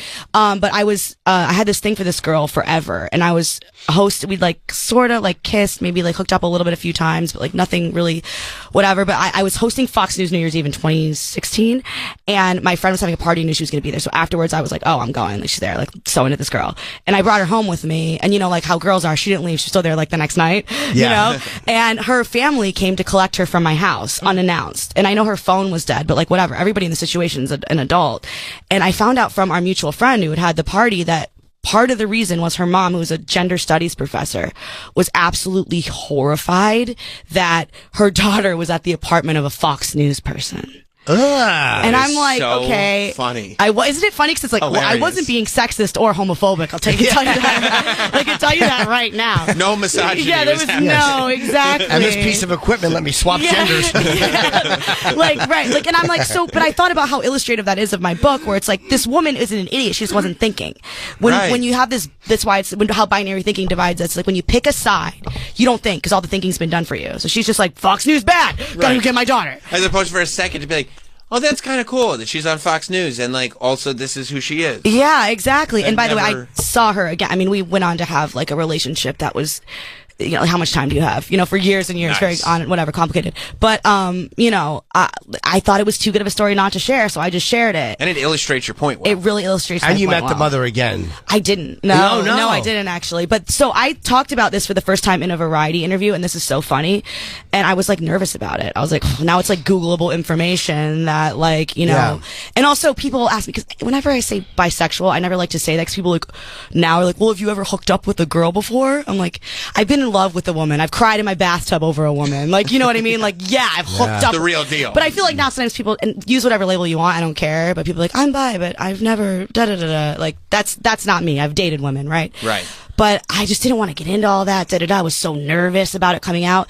And all that, there was no outrage except for people who read Variety that they'd interviewed somebody who works at Fox News. Yeah. I'm like, nobody clicked on it. Everyone was like, you are doing real harm by platforming blah, blah, blah. Yeah. So, yet again, I'm like, I was so nervous about, hard launching this what if bisexuality. What if they find out that I work for Fox? That was there was outrage about that. But they really are intolerant pieces of shit too on the left. You think you're these fucking free think. You're not. You're intolerant. I've gotten much more of a surprise with my life from conservatives being nice than I would have expected. They're much more accepting than I think even I expected, and I know a lot of them. Yeah. Yeah, that is interesting that people on the right will be more cool with you and your wife than people on the left will be if you go I don't know, this thing Trump said kind of made sense. Yeah. Totally. And I think that obviously I do get it from people on both sides, right? But the conservatives, I'm in front of them more often because the people on the other side more often refuse to talk to me. Yeah. So, but also they're more like, she's the crazy aunt. She's a little kooky. She's naughty. She's a little, but they'll be accepting of me more than people on the other side. Yeah. I haven't had people say anything to me about me having dated women. Just people about me, again, proving the response to the article, which was a wonderful article, and I was really proud of it. I've never been in a magazine before. It was really cool, and people are like, Fox News fucking boo! But it wasn't even that. It was how some douchebag was like, bigots can be pansexual now, or something like that, and then he was like, she's a conservative, blah blah blah, and I was like, I commented, I'm like, if you click the article, I'm not that being conservative is bad, but I'm not, and they blocked me. Isn't it amazing? What a fucking baby! I know. Was he a public person, or was he had just 10,000 followers, maybe, so not a ton, but it's what dude, a fucking baby! Do you not click it? People can be on their high horse and use all their college words and everything to describe, with no information, nothing backing their argument. All these feelings and accusations, they're based on nothing. What a dunce. I hate that guy. But it's so easy, and I write about this in my book too, where it's hard to give up for people, because if the other side's all bad, then you get to be good just by not being on that side. Yeah. Right. And you don't have to do lazy. anything. Right. You just by not being them. And there's research that backs this up too, that moral outrage is often more rooted in self-interest than altruism. And it seems so obvious, but studies have been conducted to show that if you feel guilt over a problem or powerless over a problem, you're more motivated to direct that at a third party, and then you feel better when you do. Wow, because it's no matter what I did, at least I'm one of the good guys. Yeah, exactly. Yeah. I'm not on that other team where they're the bad guys. Yeah. I see guys I know who are conservative or whatever, more conservative, taking certain stances, about abortion and stuff, and I'm like, you'd be in the fucking car on the way to the clinic faster than anybody I've ever met. What are you talking about? Yeah. You just hate liberals. You don't hate abortion. Right. You hate liberal. It really is crazy how people will start lining up with things that I know personally that they don't agree or with. IVF. People now attacking IVF. That's where they're nuts. that's nuts. They're that killed, the embryos. I'm like, I got 9 embryos in a freezer, and I don't see them as people, or I wouldn't keep them there. Yeah. That's why Trump is good. I would never keep a person in a freezer. Richard I'm not that great. Yeah. But Trump labeled himself as what was it? Was it the king of fertility? Yeah. See, what was it? It's funny, dude. I'm sorry. You got it. If you're telling me, I laughed out loud when he said. Me too. If you're telling me that's not fun, even when he says his favorite book is the Bible. It's great. We've played the clip. Yeah. I'd say both testaments? Yeah. All of it. Equal. I don't like to say that's personal.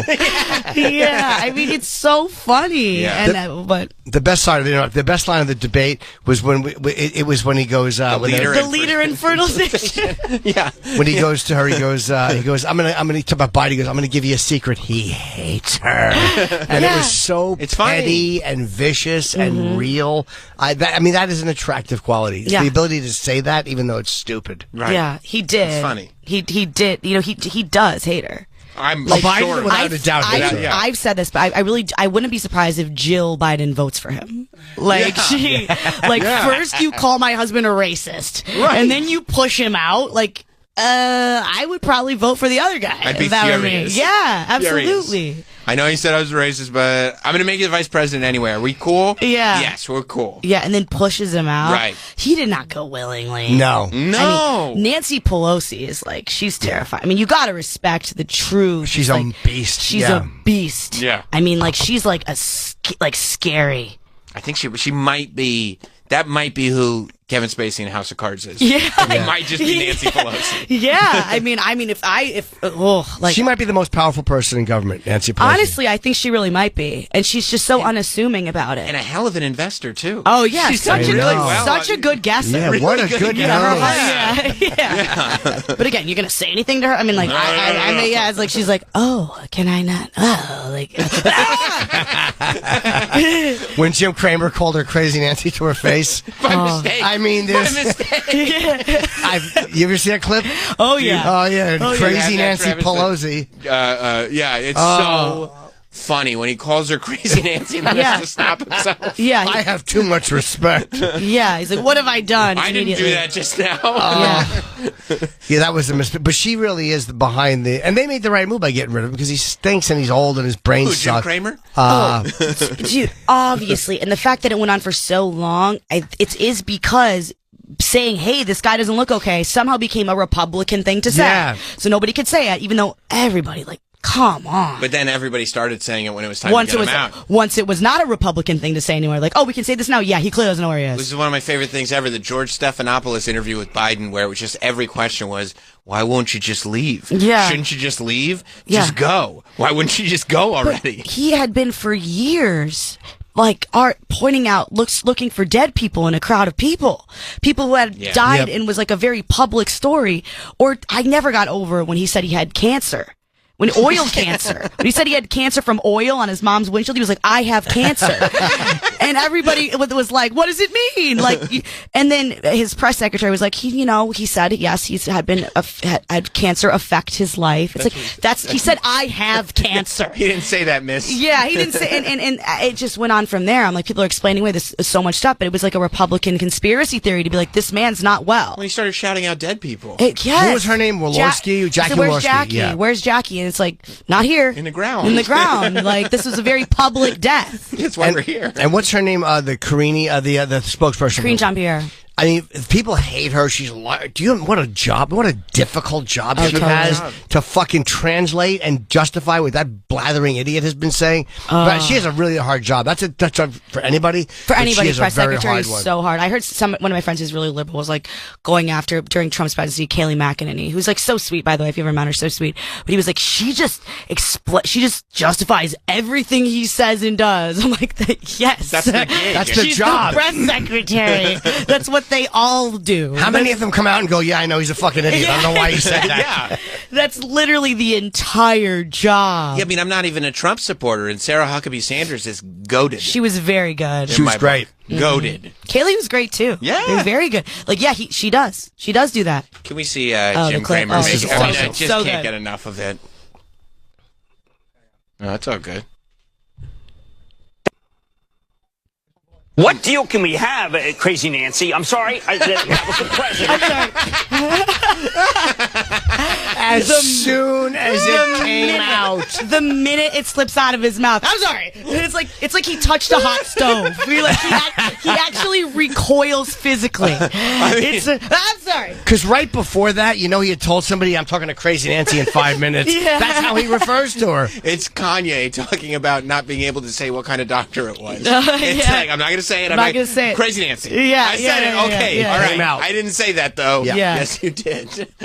Whoop, I'm sorry. I'm sorry, I wouldn't say that. And she's like, well, you did say it. Yeah, you did. Oh, it's so great. Well, Kat, the new book is out now. I used to like you until... and as you said, I mean, the first book was great. So the fact that this one's better? It's better. I tell even more personal stories in this book. And also, it is for anybody who looks around at the way things are and is like, dude, come on. Yes. Which I think is a lot of people. You're doing a book signing in Vero Beach, Florida on Saturday. Mm-hmm. And then the speaking tour, performance It's not, if you're expecting a speaking tour, you'll be disappointed. Well, it's a comedy show. Yeah, okay. All right, the comedy show. Sunday in Sarasota, and then on to Idaho, Salt Lake City. And Austin. After that. Great. Yeah, if you were expecting a speech, you will run out screaming, saying, this is disgusting. So, Who's the comic you bring with you? Gene. He's really funny. He's great. Yeah. Yeah, so go therealcattimph.com @cattimph.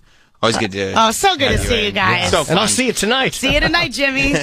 Just like Trump. Yeah. Oh, they're gonna you're gonna see an off the cliff with ratings. Slowly watching audience members leave. Yeah. From Trump to Trump. All right, look. Hey, I'll be here all night. We'll see you on Monday.